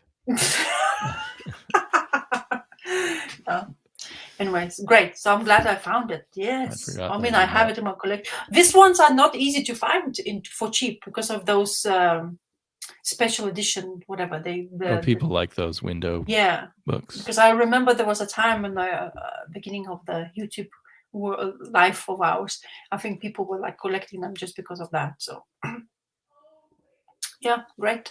Thank God. Yes. Okay, well, thank you for joining me, Rasa, and getting over the pain of life. I forgot for a little bit.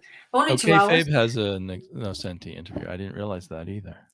Kayfabe is overwhelming me with too much good stuff. Yeah. There's not enough time. So will we be back next week on your channel, Rasa? Yeah. And we'll talk about now it's my turn, isn't it? We'll talk about Barry Windsor Smith. Yes. Cool. I'm gonna, you know what? I'm gonna look for more. Let's see what. I hope I have Barry Windsor Smith. Yeah, because now it says Marvel premiere. I might have. Maybe I don't.